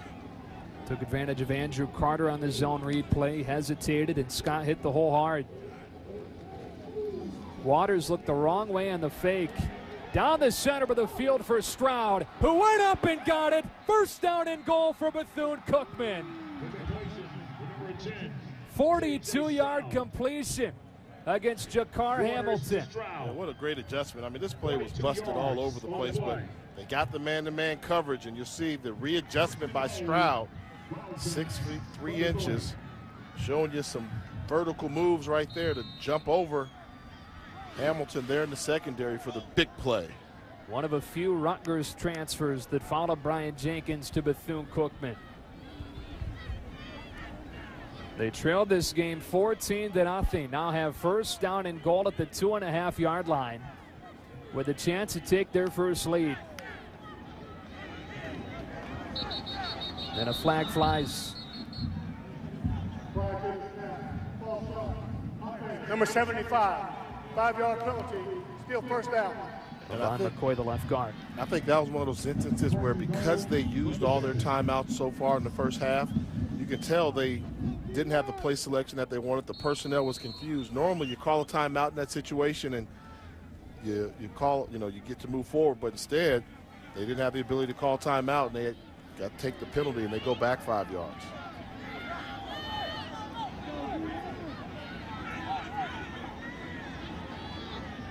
Out of the pistol on first and goal. Cleckley goes in motion. Waters will boot. Into the flats has a man open, but a flag down again as Jordan Murphy fights inside the 1. Number 83, Jordan Murphy. Personal foul, chop block, number 22 of the offense, 15-yard penalty, first down.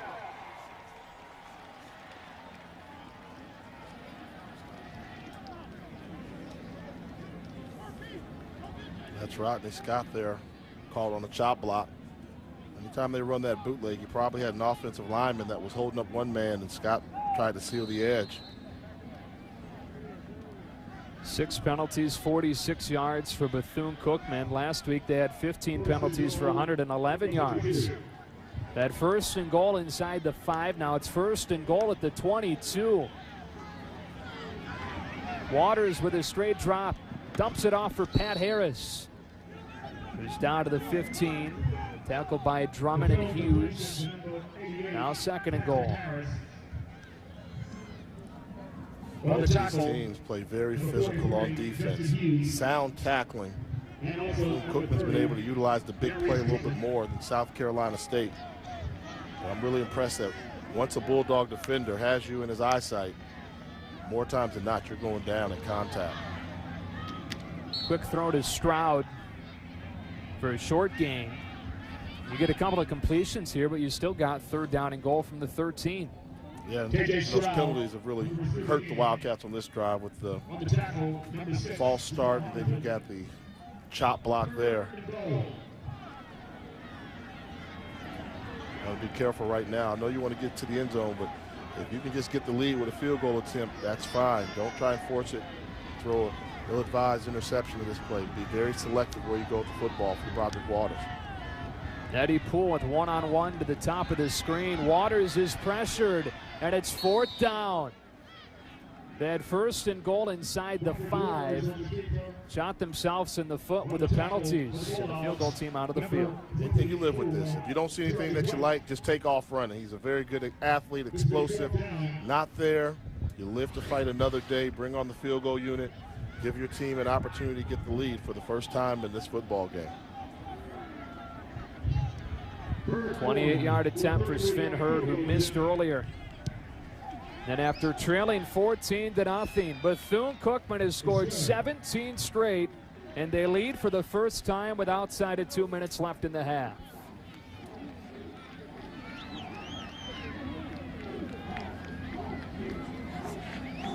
Well, coming up on the State Farm halftime report, join Rich Hollenberg and Charles Arbuckle in the studio. They'll look at Texas A&M and Missouri, the SEC debuts for those teams. Wisconsin upset and a serious Tulane injury. It's all coming up on the State Farm halftime report. Stick around. Buddy Pugh's team had a 14-0 lead. You sometimes worry, Jay, when a team gets out to too good of a start, you get a letdown. How much of this has been a letdown for South Carolina State? How much has it been a resurgence for Bethune-Cookman?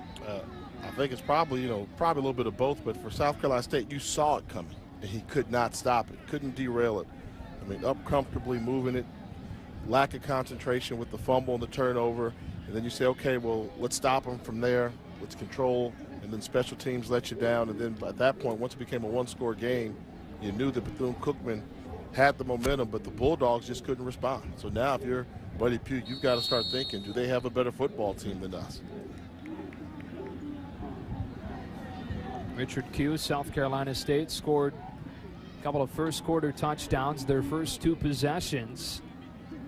But Bethune-Cookman was 17 in a row to take the lead. And the good thing for Buddy Pugh can take out of this, Bethune-Cookman has not been able to move the ball down the field on you and score. You know, they've taken advantage of good field position and a big play. And whereas offensively for South Carolina State, they have shown the ability to move the football on Bethune and go the length of the field to score.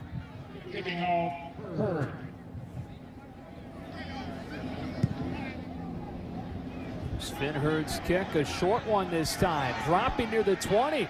Pendergrass comes up and get it, takes it past the 35.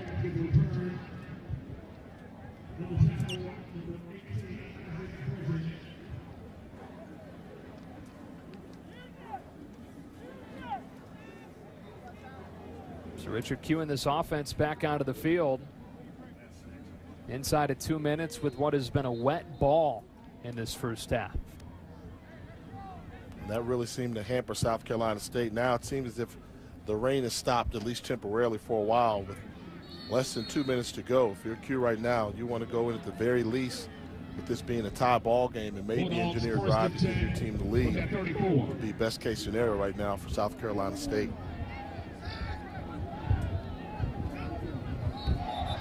And a flag on first down. False start. Offense, number 76, 5-yard penalty. First down. Sam Hammond was paving the way for a pretty dominant running game early.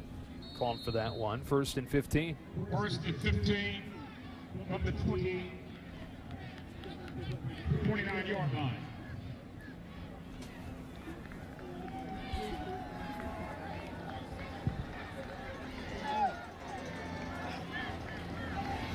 Another flag.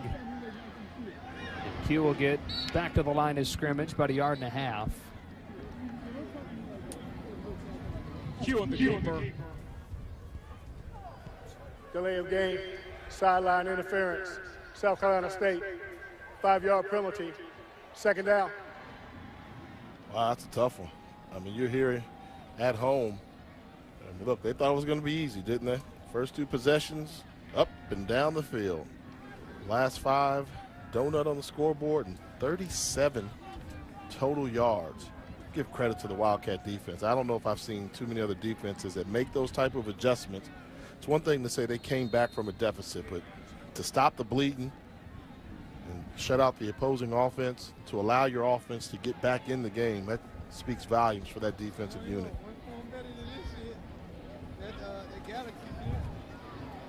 On first down and 20, Ashton Jordan with a carry. This is an offense, Jay, that last week had almost 500 yards. And they did it when they set up the rushing attack. They started running the ball, pounding the football. And for South Carolina State, I mean, Q was marvelous in that game a week ago. 300-yard passer. He came out here, established the line of scrimmage. Right now they're hitting a little snag, but I think the second half is going to be a whale of a football contest. You mentioned those 300 yards, a career high for him last week. This week, 4 for 11, just 43 yards, and he's been intercepted.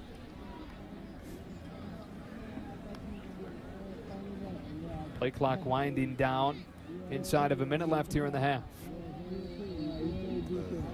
You can tell right now, South Carolina State, they're just, okay, you know, we delivered our blow. They absorbed it. They're coming back for us. They just want to try and get into the locker room and see what type of adjustments they can make at halftime.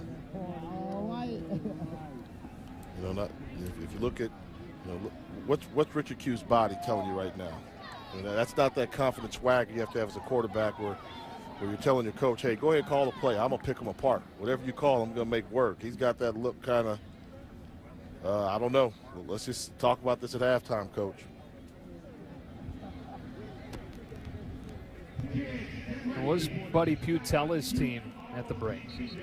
Whoever wants it more is going to go out and win the second half. I mean, you know, you're only 3-point game at halftime. Either team will take that. And if you told either one of these coaches you would be down by 3 at halftime in this football game, I think they both would have taken it. Now, if you told one coach you're going to be down by 14 to start off the game, neither would have wanted that. But we are where we are, and you got to like the chances if you're Bethune Cookman and Brian Jenkins' squad having the ability to come back again, and this time on the road. The road team has won 8 of the last 12 non-neutral meetings in this series. Last time Bethune-Cookman came here to Orangeburg, 14-0 they won, and they snapped South Carolina State's MEAC record 21-game conference winning streak. So see, because Bethune-Cookman does not have any more timeouts, they can't do anything about it. So they've got to just stay here, and they've got to watch the clock just tick away. Otherwise, they would have loved to get the ball back to get a chance at getting the punt return or setting up something. South Carolina State kicked off to begin the game. They'll have the option to begin the second half. Very similar to last week. Brian Jenkins and Bethune-Cookman storms from a 14-0 deficit, and they lead. It's been a Rich and Charles with the State Farm halftime report. Strike up the band at halftime. Bethune-Cookman up 17-14 on South Carolina State in the nightcap here on ESPNU. Welcome into the State Farm halftime report alongside former UCLA tight end, 17. Here's a look at Jalen Simmons scoring for South Carolina State, but it's Bethune-Cookman who's up by a field goal at the half. This halftime report. Welcome back to ESPNU College Football Primetime, presented by McDonald's.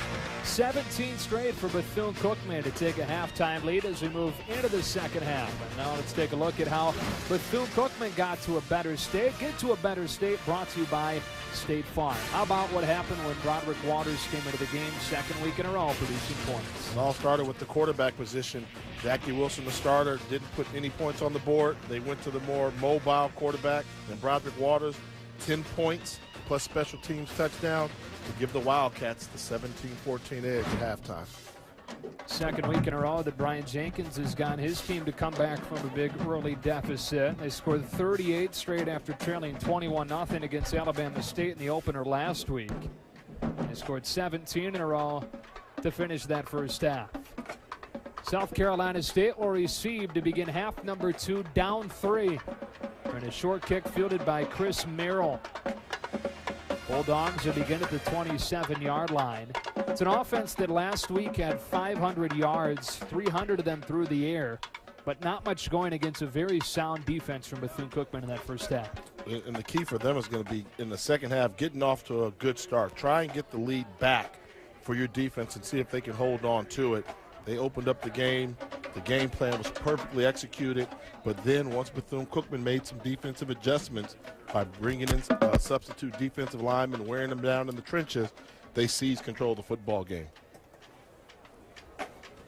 Second week in a row, we've seen Bethune-Cookman's defense struggle early on and then settle in. Last week, they shut down Isaiah Crowell to just 18 yards. Now, he battled cramps during that game, but that's still impressive to hold that guy to under 20 in the time that he did play. There was a 5-yard penalty on Bethune-Cookman on that kickoff. Their 7th of the game. And so with the add-on, the drive begins at the 33. And it's Jalen Simmons getting a good block off the right side from Dwight Brannon. He's up to the 40. Simmons is one of the guys they're going to look for some good hard running from him if they can with the counter. Great trap block there by the tight end. Dwight Brannon coming in, getting him down. And Simmons, he was a guy that really had him going. When that offense was rolling, he made some big runs, some good hits. See if they can rely on him again in the second half. 12 carries for 72 yards now for the sophomore. Cue to throw on second and short. And it was behind Thomas Williams, third down.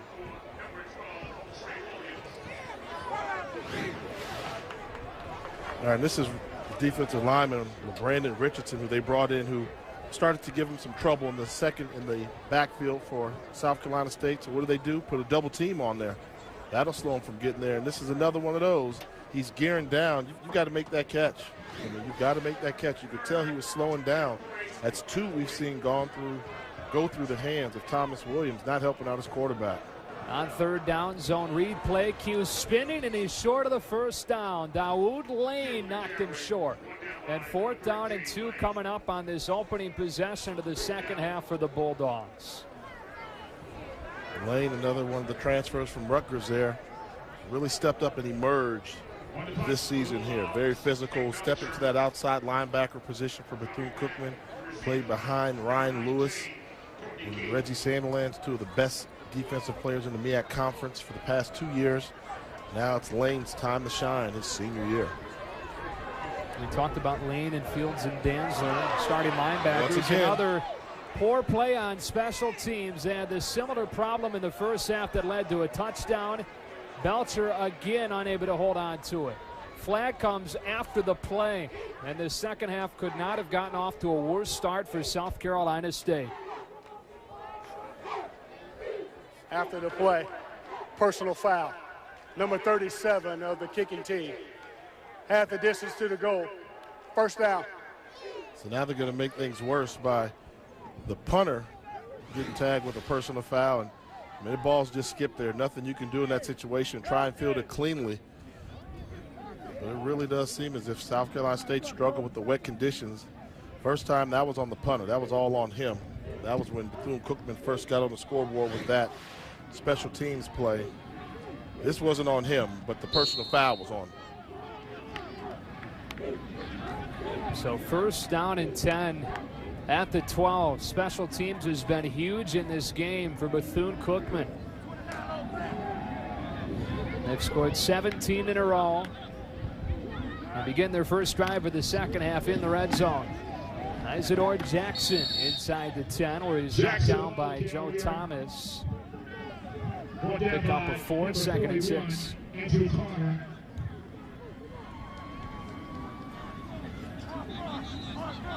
And it is Broderick Waters. After Jackie Wilson started the game, Waters, the MEAC Offensive Player of the Week, in there. Will you stick with this if you were the coach?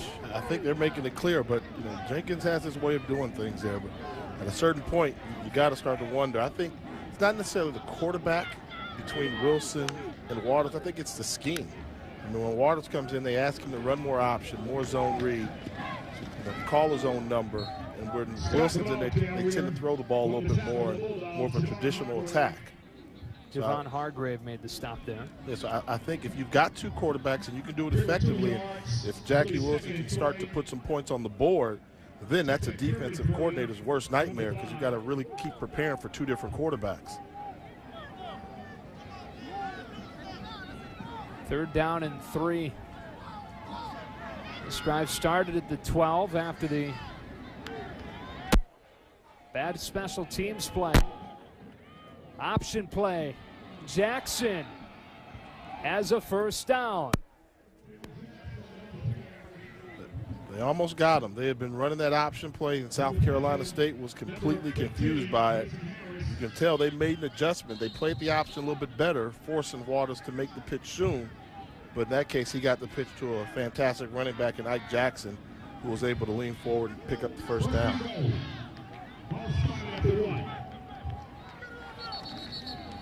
A flag before the snap. False start. 83 of the offense. 5-yard penalty. 1st down.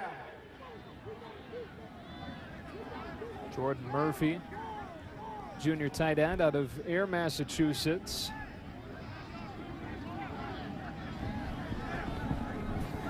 Bethune-Cookman had a similar thing happen late in that first half. They got into the red zone inside the 10, had 1st and goal, but then penalties forced them to settle for a field goal.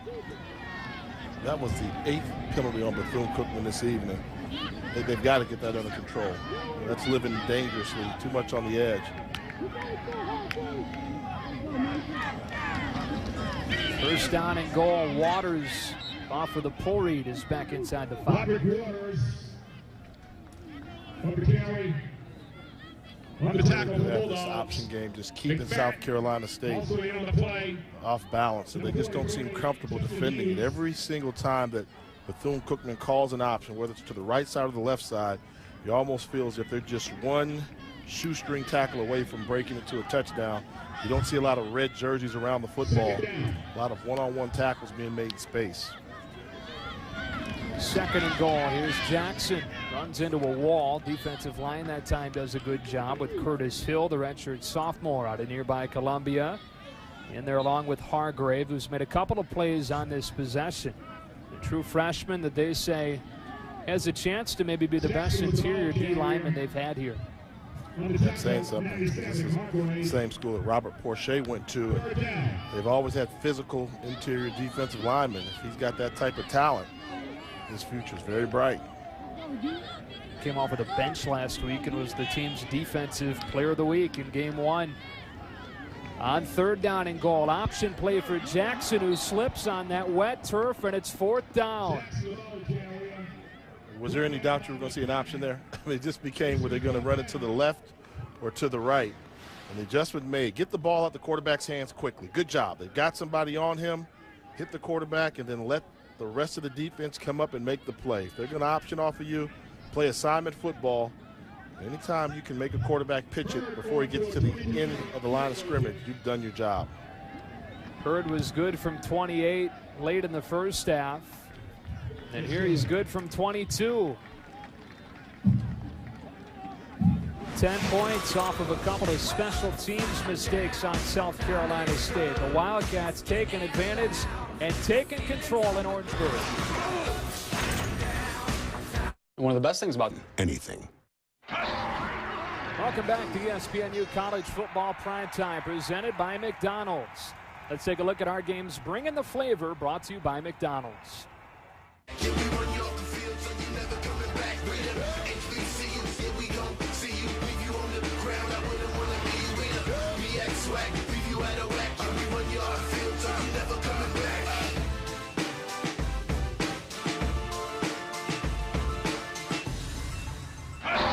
That was tonight's Bringing the Flavor, brought to you by McDonald's.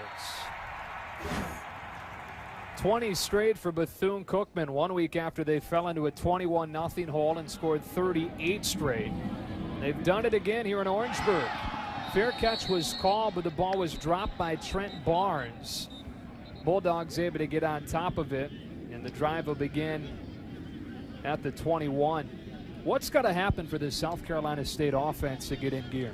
They've got to get out. They've got to play the strength of their team. I mean, you take a look here what happened. The first 2 series, they were doing everything, throwing balls down the field, completing it, running the football hard. Then the wheels just kind of fell off. And obviously they turned the football over. That didn't help. But go back to what did they say when we talked to them this week about what's the strength of your team?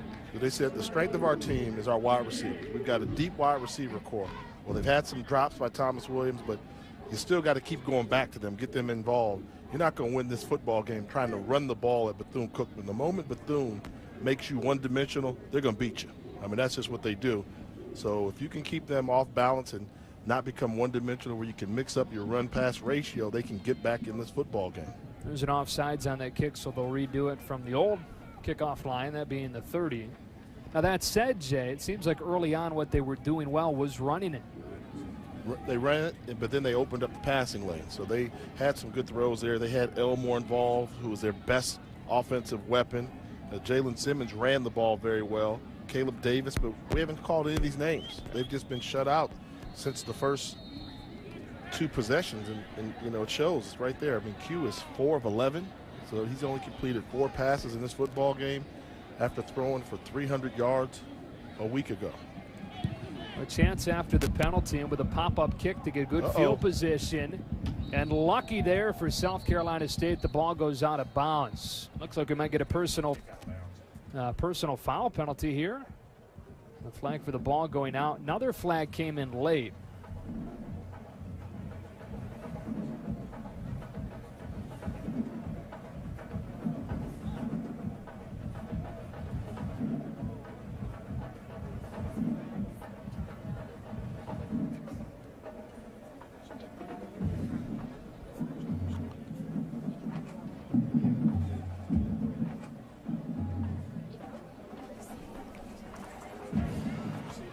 kick out of bounds on a kicking team, a 5-yard penalty will be added from where the ball went out of bounds.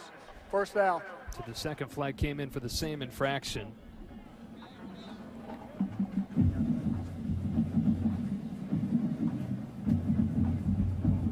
South Carolina State, which had almost 500 yards of offense in the opener and a 33-6 win against Georgia State.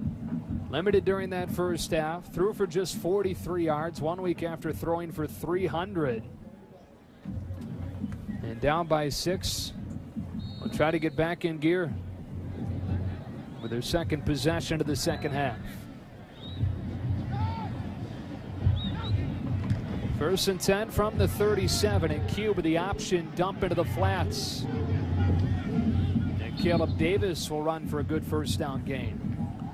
And that's a good one. Start getting Davis involved in the offense. You know, Davis was the guy that when Lynn Elmore wasn't able to participate in 2011, he moved into Elmore's position, and he emerged as a go-to wide receiver, a big-time wide receiver on this level. So that's why they've stockpiled at the wide receiver position. Who would have thought we'd see those numbers, huh? One of those teams threw for 300 yards last week. They had Elmore, but just overshot him with Tim Burke trailing. And it'll be 3rd down and 5. You know, that's one that, as the quarterback, if you're queuing, 2nd and 5, you take the deep shot, but now you really put a lot of pressure on yourself to convert this 3rd down. South Carolina State was 1 for 4 in 3rd down conversions in the first half. If you're going to pass the ball on 2nd down, you got to pick up some positive yards to make it 3rd and attainable. Elmore, guy that can really fly. He's open there down the seam, but Q just overshot him. Low snap on 3rd and 5. Q's pressured and dropped. LeBrandon Richardson got to him. 3rd sack of the early season. There is a flag down.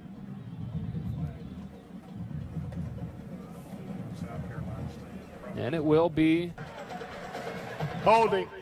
Offense, number 57. That penalty is declined. 4th down. Richardson, the UCF transfer, making his presence felt again. He's not a starting defensive end. It's just a matter of time, though. He's the guy to look at that. You cannot block him with a running back. I mean, schematically, he's going to win that battle. Any good defensive end with a motor is going to run through a running back trying to set in the pass set. Good job by Richardson of bull rushing Ashton Jordan and getting the quarterback sack.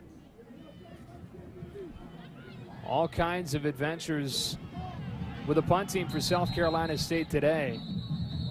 And whistles before the snap. Delay of game. Offense. 5-yard penalty. Remains 4th down. Because the foul occurred while in a scrimmage kick formation, the clock will start on the snap. He's had as much airtime as us tonight. He has, and that's a tough one there. They call the penalty, and I don't think it was 25 seconds after they called the holding penalty and had that decline. But when it rains, it pours. Things just are not going well for Coach Buddy Pugh and the Bulldogs from South Carolina State. And another flag. False start. Offense, number 19. 5-yard penalty. 4th down. Backup quarterback Derek Wiley. Is this week 1 of the college football season, or is this week 2? Feels like it. I mean, with these type of mistakes being made, they should have worked through these a week ago.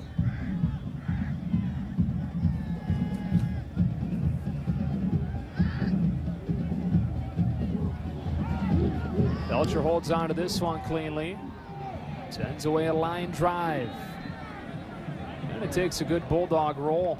So that's a big play there to shift the field position all the way down inside the 15-yard line. A 64-yard punt for Nick Belcher, who's had a tough day. Brandon Richardson, the Central Florida transfer, with his 3rd sack of the season.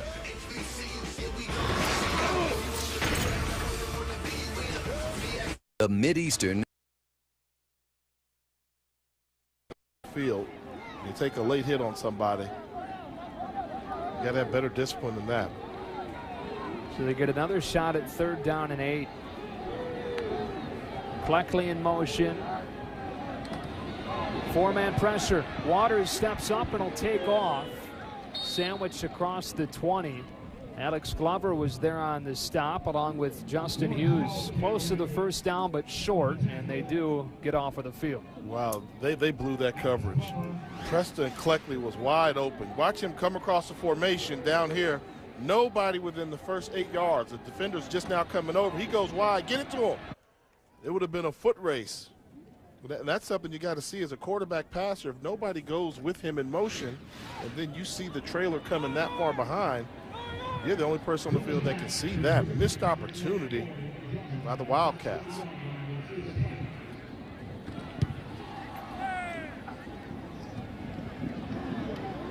And a punt of 34 yards for Corey Kowalski. South Carolina State down 6 midway through this third quarter. When we come back, we'll talk a little Heisman. Never too early to start debating. I think, you know, this is that year quarterback. I mean, look at all the good quarterbacks, the ones that decide to come back. Jones came back. You have Barkley come back. I think the ACC is talking about their quarterback-friendly conference with you got Taj Boyd, E.J. Manuel, Glennon, all those guys. And then the running back. You know, I think Ball losing, that may hurt, and it becomes which running back will get into the Heisman Trophy race. And I think it may, dark horse may be right down the road, Marcus Lattimore. Which is surprising that it's a dark horse. You know, it seems like it should be getting more pub for it. Well, I mean, they struggled week 1 of the year. Yeah. And then he's rebounded nice, running the football well. You know, out of sight, out of mind. I mean, he missed the majority of the season last year with the injury. But I think he'll probably be the running back that will emerge, and the young kid that's running the ball very well at Michigan State. And another penalty. 5-yard penalty, second down. 6th penalty today on South Carolina State. We're in an offense that scored on each of its first 2 possessions. This is a 14-0 game, and it looked dangerous for Bethune-Cookman, but since then, it's been all Wildcats. And that's what they do. I mean, they wear you out. I mean, they take pride in thinking they're the best team in the best shape. And a team like South Carolina State, they think they're in better shape than their opponents as well. They're more physical, but it seems like Bethune-Cookman has risen to the challenge, and they've just stymied this Bulldog offense. Q under pressure, unable to get away. No chance to get away from LeBrandon Richardson and Harold Love III as Bethune-Cookman turns up the pressure again. You know, Harold Love's a big guy, 99. If he can get that bull rush on you right there, then he's going to get that waist on you first, and then all of a sudden you try to escape from the quarterback, and then you've got Richardson there to help bring you down. You can call that group double trouble there. Yeah. One-on-one blocking those two is very difficult. And Anthony Woodard with the initial pressure. So 3rd down and 15. Q is at 8 consecutive incompletions. Fakes and throws. Hung his receiver McDonald out to dry, and it's 4th down. In this type of game, when things aren't going your way, hold on to the football. Help your quarterback out. He's not, you know, he's not having his A game, but you got to hold on that football, make that grab, take the hit. Special teams time. It's been a nightmare for South Carolina State. Nick Belcher dropping that one. A bad snap on this one. That right now is the difference in this game. It's Belcher out there again. Courtney Keith waiting back.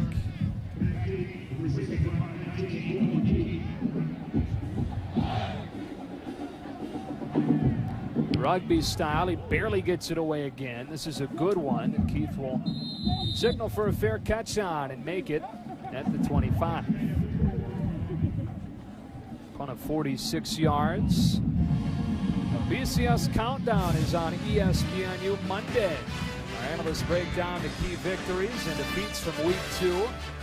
This is an offense in Bethune-Cookman that will shift quarterbacks again. Jackie Wilson back into the game for the first time since early. Started the game this week and last week, but was replaced by Broderick Waters in the first half of both games. But it's good to see that he's able to come back last week after he was shelved with the dehydration. Straight ahead on first down with Rodney Scott, and what you lose is some ability to run that option like Waters does. You do, but I like the call here and going to Wilson right now because it seemed as if South Carolina State started to figure out that option package that they were running. They had some success in slowing down the Wildcats, so now you give them a look that you still may run the option, but you know you've got your better passer in the ball game, so they've kind of snuck him in under the radar, and they may go back to their base package while the Bulldogs are expecting the option game to continue. Wilson was 5 of 8 for 77 yards during the first half. Option on 2nd and 9. Jackson unable to turn the corner. Courtney Ingram, the only senior starter on this defense, exploded into the backfield, and it's 3rd down.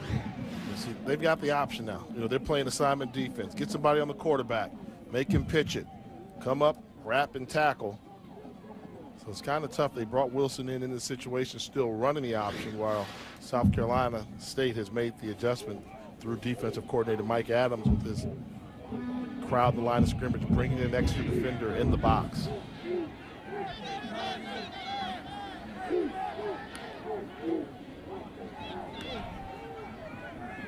On 3rd down and long, pressure from his face, throws the other way for David Blackwell, who's cut down right away by Darius Drummond. And the South Carolina State defense doing a good job keeping them in the game here in the second half.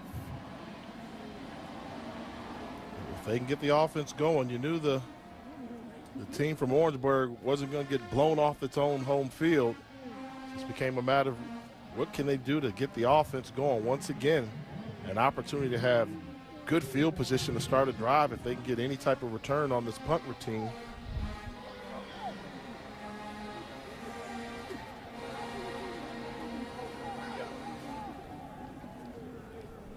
Kowalski with a line drive punt.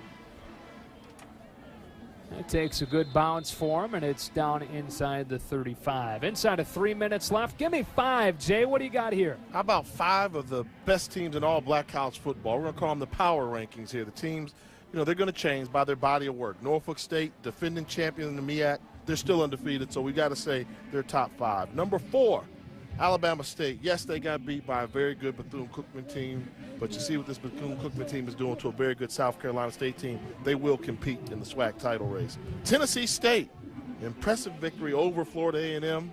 They're looking good. Rod Reed has them playing some really good football. They're very sound defensively.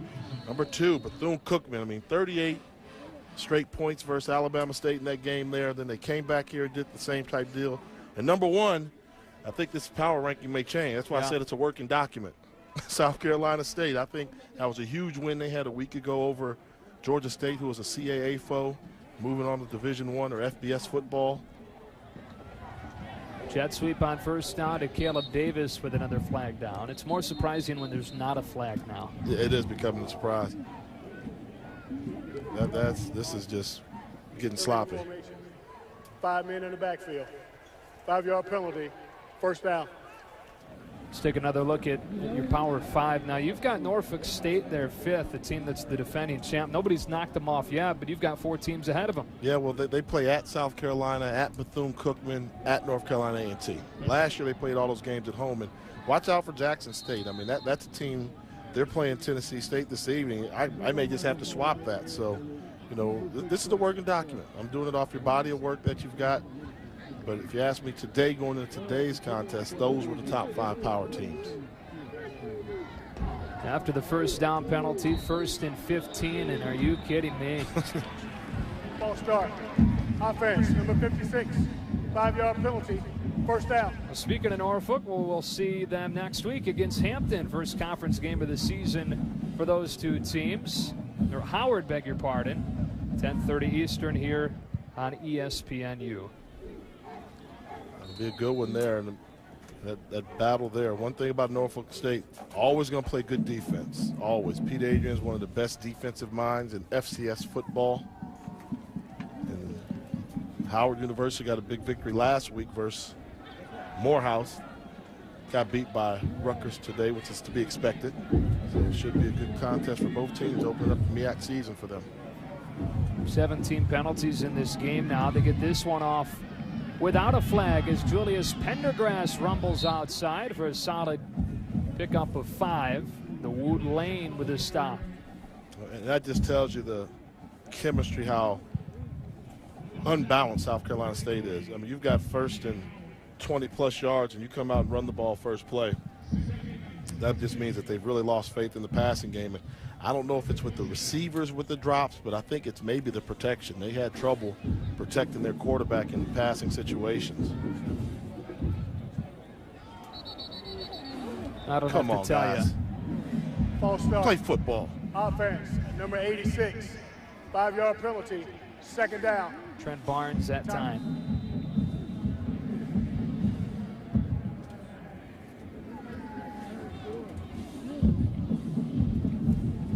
And this is one, I think it's the same thing. I mean, Buddy's got that look like he's going to tell those guys, man, you guys got to play football. I mean, do something. He doesn't know what's going on. Everybody we talk to, Jay, especially with the Bethune-Cookman people, as the rain starts to come down again, they talk about how this offense is faster, more explosive than any group they've had here in a while. It's almost as if they're just begging for somebody to make a big play. Yeah, you got to put them in position. And, you know, right now they're just taking turns making mistakes, whether it's the offensive line giving up a sack, a wide receiver dropping a ball, a quarterback with a bad read or an interception, a running back fumbling the ball. Everybody's taking turns going around the offense, making mistakes where no unit has stood out. We thought it was going to be the offensive line dominating the line of scrimmage. That went away. We thought it was going to be Q with his decision-making. That's gone away. Wide receiver core, haven't heard from them. On College Football Daily, your destination for the latest reports and comprehensive analysis. He's Yeah, there's a dark horse. Probably better numbers than anybody at the end of the year. Off to a good start. 3 penalties on this possession already. Q breaking through the middle. Picks up a huge block from Elmore and gets a good gain to the 37. Nick Addison up to make the stop. There's as big of a play as we've seen from them in a while. Been a long time, and this is called right here. Quarterback draw all the way. Good block downfield. Bounce to the outside. Watch Elmore come in here with the whop. Good block there to seal the edge, help him pick up a couple more yards.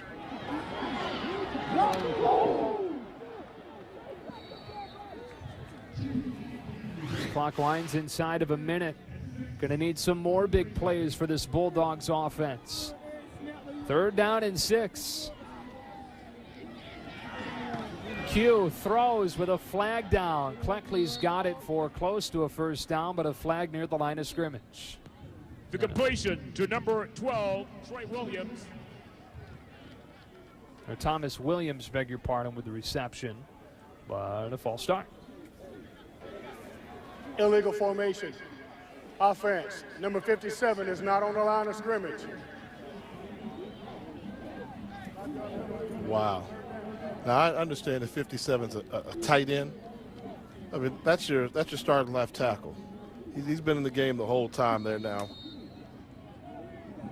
I don't know if they're nitpicking with him there, but it's pretty hard for a left tackle or a right tackle to be called for not being on the line of scrimmage. Oh, come on. I mean, you know, normally they judge it by that front leg. If their front leg is close, It's pretty close. That's nitpicking there a little bit. On 3rd and 11, play action. Bulldogs need a big play. Q keeps his eyes downfield and sails it. It's 4th down.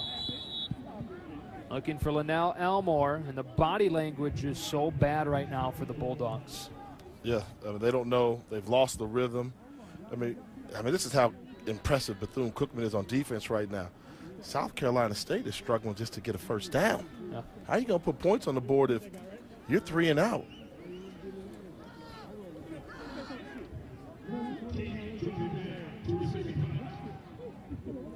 Nick Belcher, been an adventure for him today. Good snap, and again almost blocked. Courtney Keith cut down to the 35. And that will run this 3rd quarter to a close. South Carolina State scored on its first 2 possessions. Since then, 20 in a row for Bethune-Cookman as we move on to the 4th.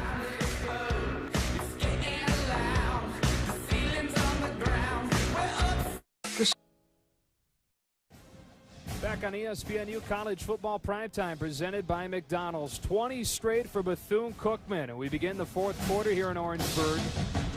Bethune-Cookman on top. South Carolina State scored the first 14 points of this game, but then that play right there on special teams and this turnover turned things around. Yeah, that hurt him, and then Q right here got a little bit lackadaisical with the football, got baited by Deion Hanks into the interception, and good team will make you pay. Then Broderick Waters came in and did what Broderick Waters does for Bethune-Cookman, run the offense, help put points on the board. A rushing touchdown, by the way, for Ike Jackson. We didn't mention it at the time, but it was the first rushing touchdown allowed by South Carolina State in the last 17 quarters dating back to last year. Wow, that's impressive. Eddie Poole breaks a tackle and has a first down into South Carolina State territory. He's been quiet tonight, but here bursts for a gain of 20. Steady Eddie. Been surprised at the amount of one-on-one coverage they've given to Poole. Normally teams put an extra safety over the top to double team him. But tonight, the Bulldogs have challenged him one-on-one. Bethune-Cookman scored 38 straight points to erase a 21-0 deficit last week. To the air for Stroud, but he overshot him. Good defense from Mason Harris, the junior corner. Second down. And offensive coordinator Jim Pry for Bethune-Cookman, realizing now it's been tougher to run the football on South Carolina State. They've made some adjustments in the passing game, in the running game, trying to loosen them up with the passing. The right arm of Jackie Wilson, starting quarterback.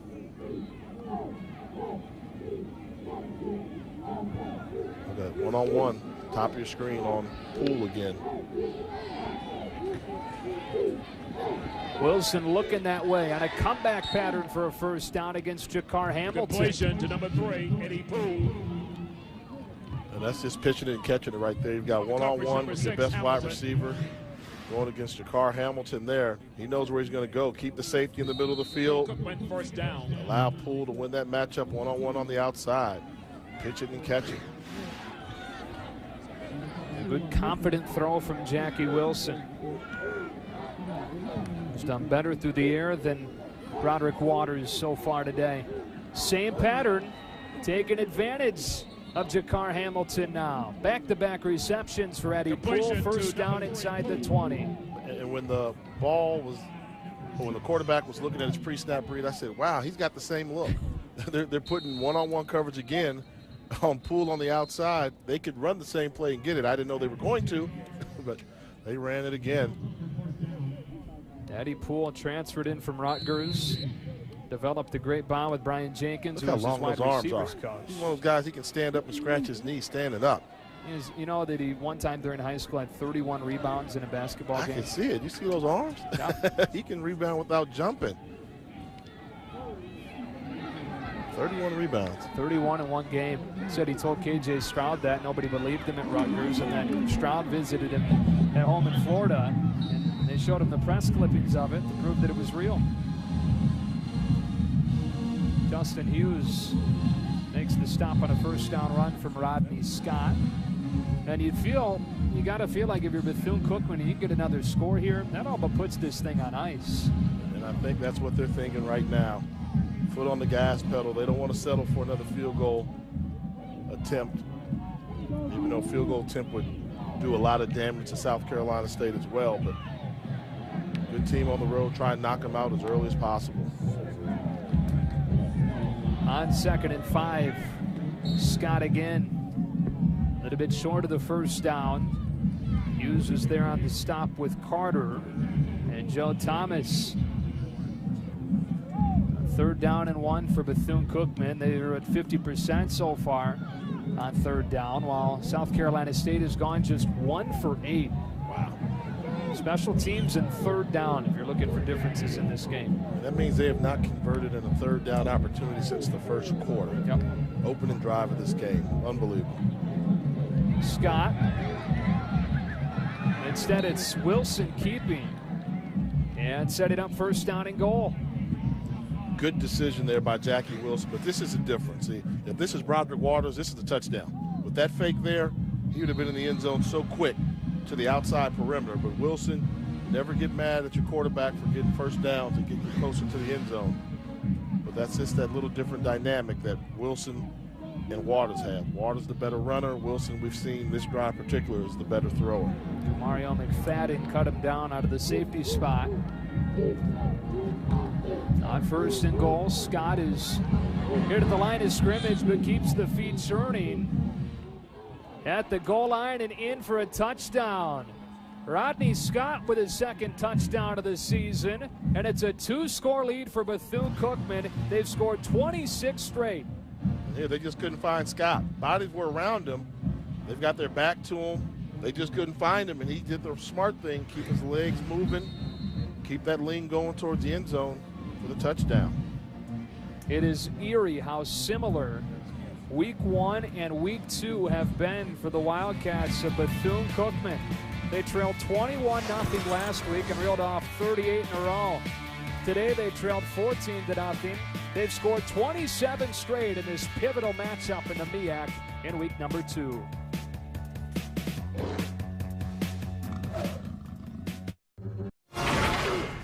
ESPNU College Football Primetime is presented by McDonald's on Lebanon, and in part by Progressive, making it easy to buy car insurance. Since South Carolina State scored on back-to-back possessions to begin the game, it has been a straight dominant performance for the boys from Daytona Beach. 27 straight for Bethune-Cookman. Rodney Scott, senior out of Cross City, Florida, Ole Miss transfer, punching it in for his 2nd touchdown of the season. And suddenly a 2-touchdown lead. This one will drop and is run out of bounds by Chris Merrill. This here, Jay, will be the 45th consecutive play for the Bulldogs running their own territory.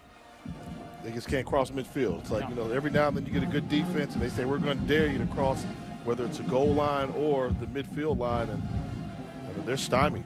They're stymied. So now, obviously, this being at this point in the game where we are, down by 13, if you said your strength of your team was your wide receivers, then go ahead and show it to us right now. And look at that. 6-1 all-time on the road in the MEAC.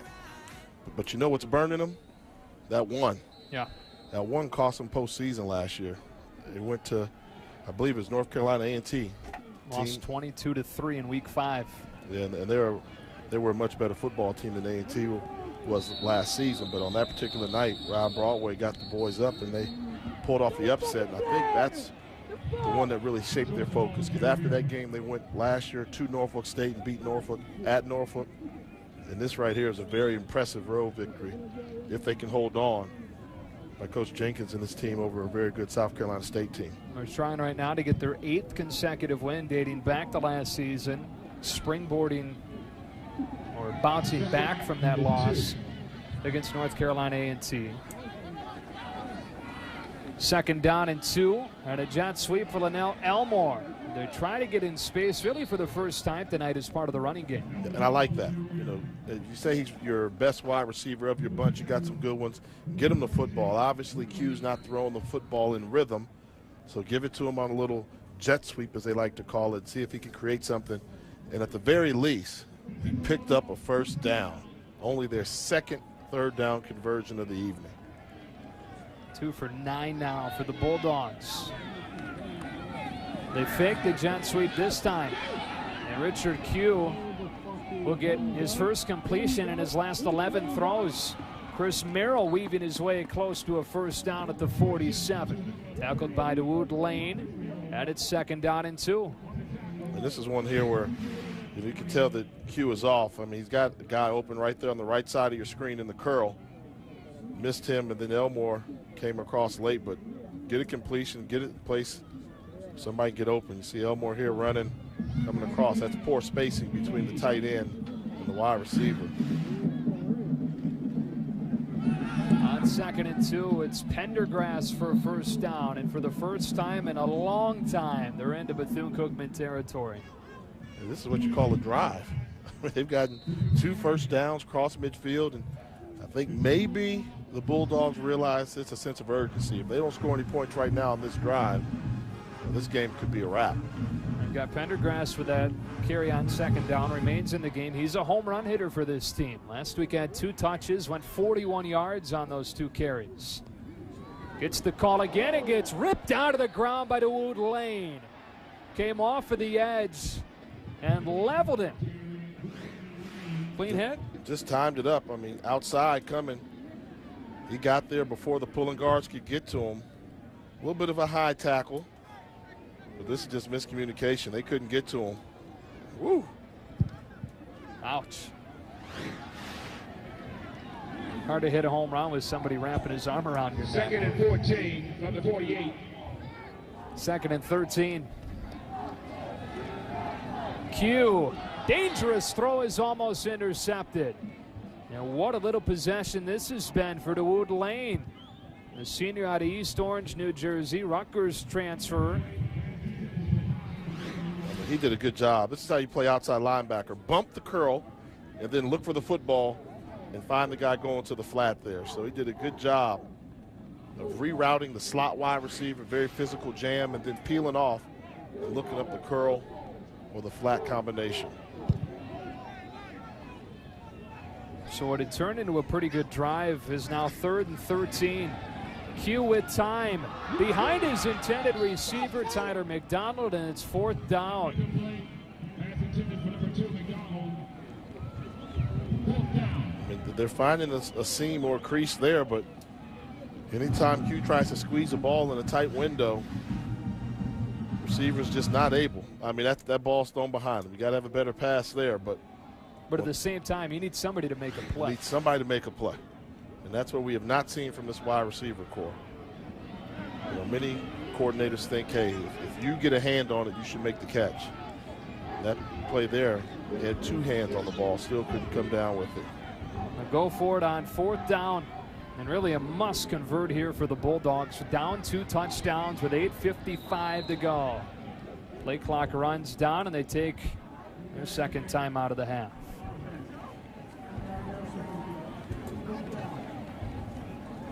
Oh, there's a new late night show on ESPNU, the perfect nightcap for your sports day.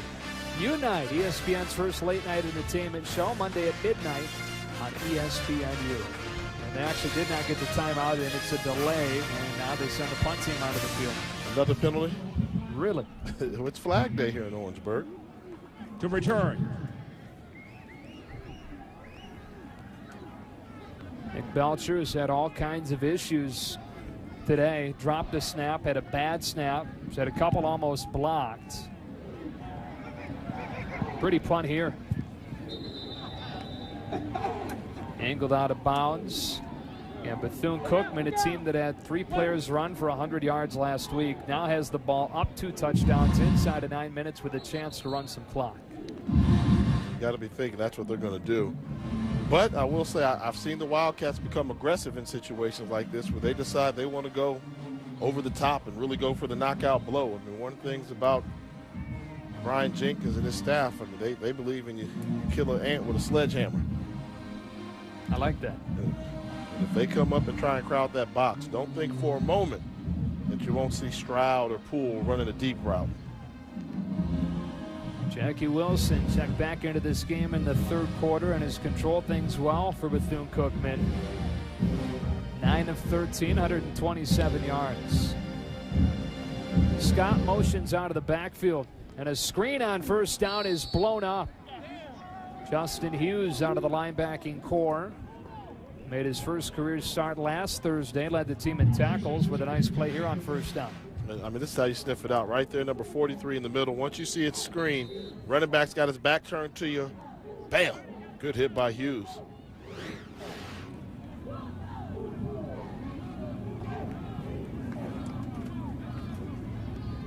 Guy they say has good big play potential.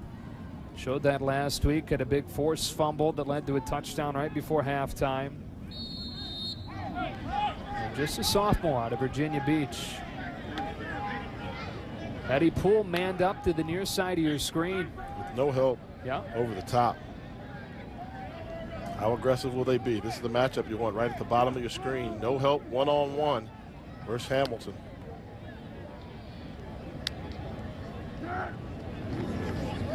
Second down run play. A lot of room for Jackson. And a 1st down across the 35. Good job. This is where Jackson really takes over in that 4th quarter. He never gets tired throughout the game. low center of gravity, very difficult to arm tackle. He gets that momentum going, gets those dreadlocks going north-south. You're in trouble.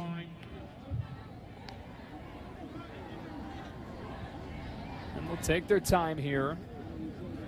They've scored 27 in a row and are 740 away from getting their 8th consecutive win dating back to last season. And what is a big early season contest in the MEAC. These two teams, 2 of the top 3 in the preseason poll. Behind Norfolk State. Play action with pressure in the face of Wilson. Brought by Javon Hargrave. So you see, I had my Power 5. You know, this is kind of the Sheraton. You know, mine's personal opinion. Norfolk State #1, can't argue with that. Bethune Cookman #2, South Carolina State, Winston-Salem representing Division II football, the SIAC, and Jackson State #5. That a Division II team cracking the top 10? Yeah, but, well, I mean, the success they had their season ago, almost making it to the Division II championship game. You know, look at the HBCU, they combine them all. So every now and then you'll see like a Tuskegee, which cracked the top 10. Morehouse has cracked the top 10 recently. Nowhere to run on first down for Jackson.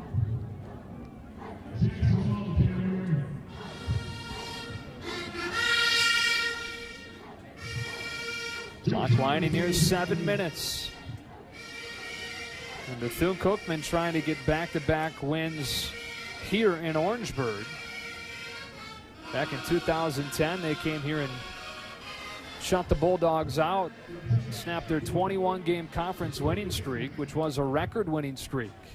And I think that's when people kind of realized that Brian Jenkins had a special formula. That was the dream season they had at Bethune Cookman, went undefeated up until the final game of the year when their quarterback, Matt Johnson, who's now the quarterback coach for Bethune Cookman, came in and ran this new offense and was dynamite in the senior campaign.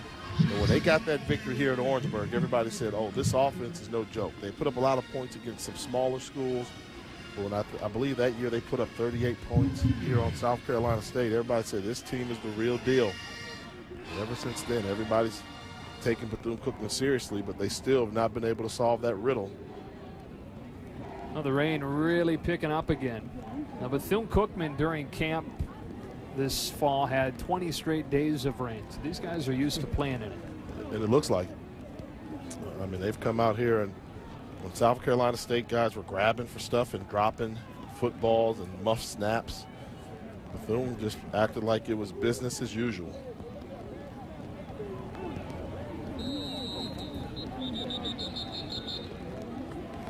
Delay of game, offense, 5-yard penalty, 4th down.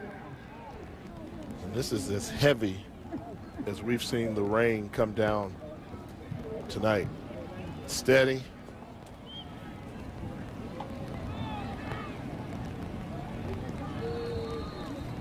This is close to a packed house on that side of the stadium to begin. Oliver C. Dawson Stadium seats about 22,000. A crowd of above 16,000 today. Corey Kowalski's punt will go out of bounds. All Bethune Cookman tonight, 27-14. They've scored 27 in a row here in Orangeburg. The crossover. We have the technology to rebuild it. SkyActiv technology makes it stronger than it was before, with advanced safety features that make it an IIHS top safety pick, and innovations like blind spot monitoring. Back on ESPNU College Football Primetime presented by McDonald's. 27 in a row for Bethune Cookman, trying to work their way up the FCS standings. We've looked at a couple of different FCS rankings. Let's look at the Sports Network Top 10 poll. Yeah, Sam Houston State, Bobcats down in Texas doing a good job. North Dakota State and Georgia Southern with the talent. And I've heard a lot of people talk about the fact that, you know, Montana and Montana State are really playing some of the best football in the country there. ODU, that's my sleeper team right there. Old Dominion. Last year they had a freshman phenom at quarterback. Now he's back as a sophomore. They scored plenty of points. I would call it probably the best fan base in the country, 25,000 season ticket holders. And it's weird because they are ineligible for the automatic bid out of the CAA because they announced they're going to join Conference USA, but they can still make it to the postseason as an automatic qualifier. So they're going to play a CAA schedule. They could beat every team there, but won't get an automatic bid. So it's going to be interesting to watch how that shakes out. How about the MEAC? What's it going to take for them to get 2 teams into the postseason again? I think from this game, and if Georgia State does okay in the CAA this year, if they win a couple games, that will help South Carolina's cause. If you lose to Bethune, that happens. Maybe Bethune runs the table, and then if you're South Carolina State, you say, well, our one loss, you know, at this level of football was to a Bethune Cookman team, and we beat Georgia State. Now, if Georgia State doesn't play well the rest of the year and goes in the tank, then they really won't get the credit for that victory they deserve. And then Norfolk State, I mean, if Norfolk and Bethune can win out or come within 1 game of each other, I think there's enough respect there for both of these programs. Since the field expanded from 16 to 20 teams, the first year the MEAC got 2 teams in. These 2 we're watching, Bethune and South Carolina State. Last year they felt like they were snubbed, but you talk to people around the MEAC office and the MEAC coaches, they feel like they're closing that gap. They're getting that much closer to being able to compete for national titles. South Carolina State trying to keep its hopes alive in this game. Ashton Jordan with a first down run that'll stop the clock. 4:54 showing. Well, they scored on their first 2 possessions of the day, and for a moment it looked like it could be a runaway for the Bulldogs. Bethune Cookman taking control in special teams and scoring 27 straight. There's Elmore with some space. Nick Addison there to knock him out of bounds, and it'll be 2nd down and short. Get the ball this part of the field, and with the situation being where it is with the conditions, this is when I like those wide receiver screens, because all you have to have a wide out do is make one guy miss, slip, or fall, and you've got huge yardage you can gain in chunks. He was pressured and got rid of it. Pressure coming from Tevin Toney. 3rd down and 1 with 4:20 left.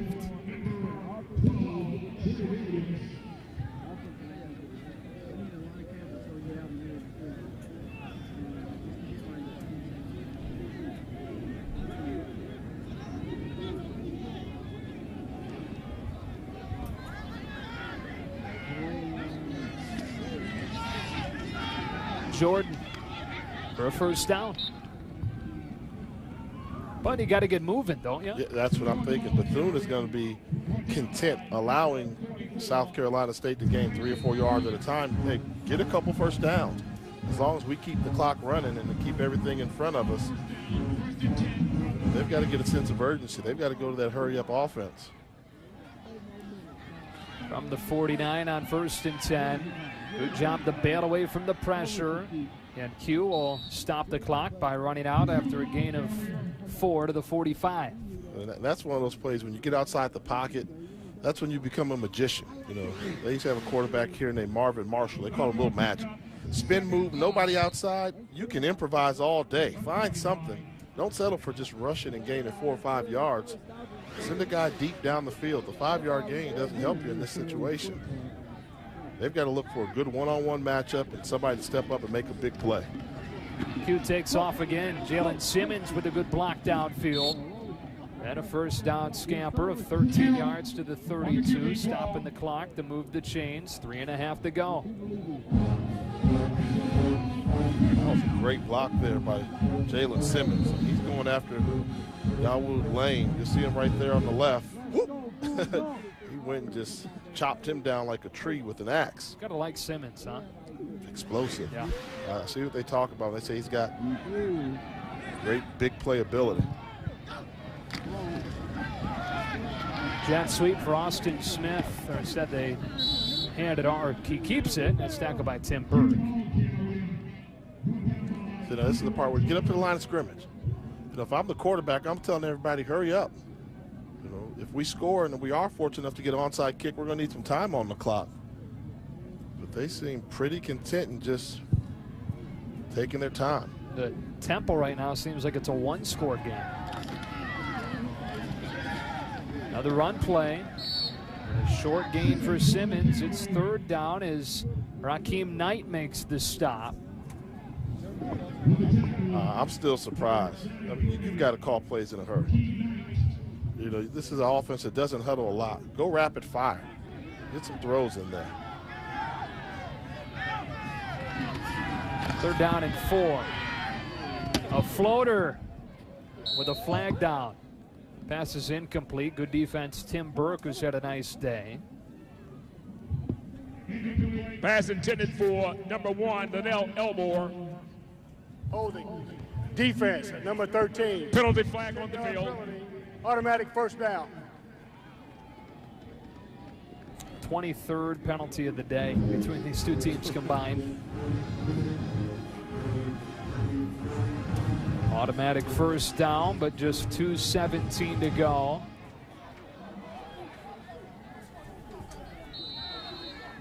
They still got a chance. If they can get a score, onside kick, they can keep their allotment. They've got 2 timeouts. Pressure, throw to the corner of the end zone, and again it's Tim Burke there to break it up as he looked for Thomas Williams. That's okay. Try to make a play. Get an opportunity. Get somebody. Wheel route there. Just 2 defenders all over it. Maybe you make that throw and get a penalty or something called. Now if you got an incomplete pass, now you can take your time and get in your set. But they've got to realize if you get tackled in the field of play, get up to the line of scrimmage and call a play quickly. They fake to Elmore. Hughes steps into his throw, and it's off of the hands of Caleb Davis, who is open in the center of the field. Third down. I mean, did he get 2 hands on this football again? You know, they're going to say something about conditions. I mean, Q stepped up and threw a dart, but that's the type of throw he had to make. And time again, he has not gotten the help he's needed from the receiving corps to step up and make a big play.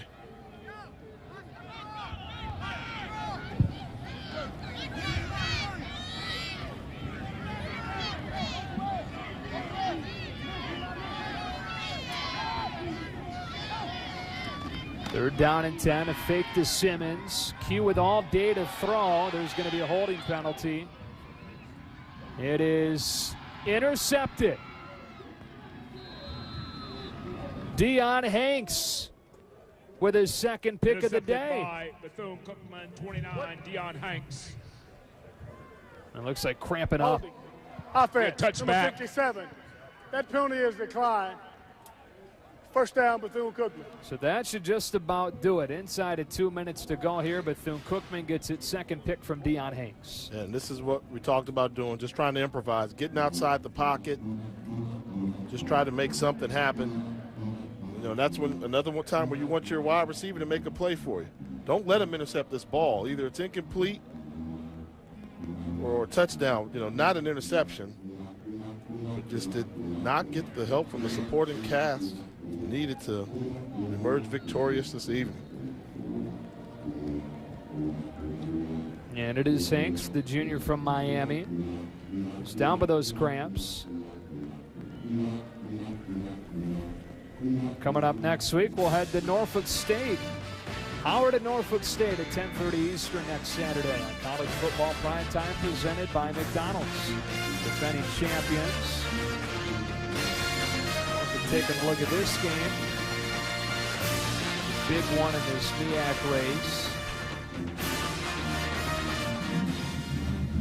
Does this win here and this performance here from Bethune-Cookman make them the favorite in the MEAC, in your opinion? Yeah, I think so. I mean, because they still have their best football ahead of them. Yeah. Nobody's seen them play 4 quarters of football yet. We've seen them play 3 very good quarters, 2 consecutive weeks. But you know, I don't know what you say. I mean, you say a good team like that will bury you if you get off to a slow start, but they played 2 really good football teams, and both times they've been able to come back. So you got to think this is a team that believes if we get to halftime, we're going to win the second half, and they've done it time and time again. Next up, they're at Miami. If they can put together 4 quarters, you never know. That'll be interesting because they played Miami a couple seasons ago, and going into halftime, that score was only 4 or 5 points. They played them last season. It was close into the 4th. Yeah, so they won't be intimidated. And it seems as if the U lost a little bit of luster. They took a little beat down recently. Coach Al Golden's taking it on the chin right now, trying to get the Hurricanes back to dominance. Well, how about this for South Carolina State, though? They go to Arizona and then to Texas A&M. That's tough. Yeah, that's fun. That's a tough one there. But, I guess the good thing, if you look at it from their perspective, they got a good enough defense where they're not going to get the score ran up on them and can make a couple plays there. And at the end of the day, they're just 0-1 in conference play. Scott on second down with a short gain, stays in bounds and keeps the clock running. Buddy Pugh says they like the tough early start because they're usually good early, and he says that's in large part because of the summer conditioning program. Like you talked about, both these teams claim they've got the best conditioned athletes. Tonight, was it proven that Bethune Cookman can claim that honor? Yeah, Bethune's making folks a believer. Yeah. And they've got a schedule where they take on some of the best, but it's still Bethune Cookman. At the end of the day, you still think something's going to be riding when we go to Orlando at the end of the season when they take on Florida A&M. Something's always on the line, and I think 2012 will be no different. So for the 9th time in the last 13 meetings between these two teams, the road team gets the job done. Bethune Cookman has won 8 in a row dating back to last season. Brian Jenkins, could he crack a smile? No. No. That wouldn't be a style. The timeout's just been taken with 13 seconds on the clock. He's a good young coach. The effort he's able to get out of these young men, coming in replacing one of the legendary coaches in Bethune-Cookman history, and Alvin Wyatt. And talk about Buddy Pugh. Buddy Pugh replaced probably one of the most legendary coaches in all black college football, and Willie Jeffries. And Jenkins has come in and hasn't missed a beat.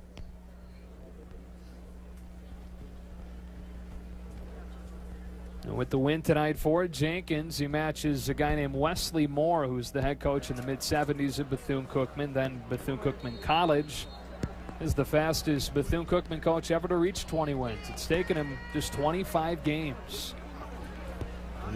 You keep winning games at 80% win ratio. It won't take you long at all. And I think he'll be the first to tell you this team is still getting better and better as the season goes on. High snap. Kowalski does a good job to reach up there and get it. And with the wet conditions, Darius Drummond bobbles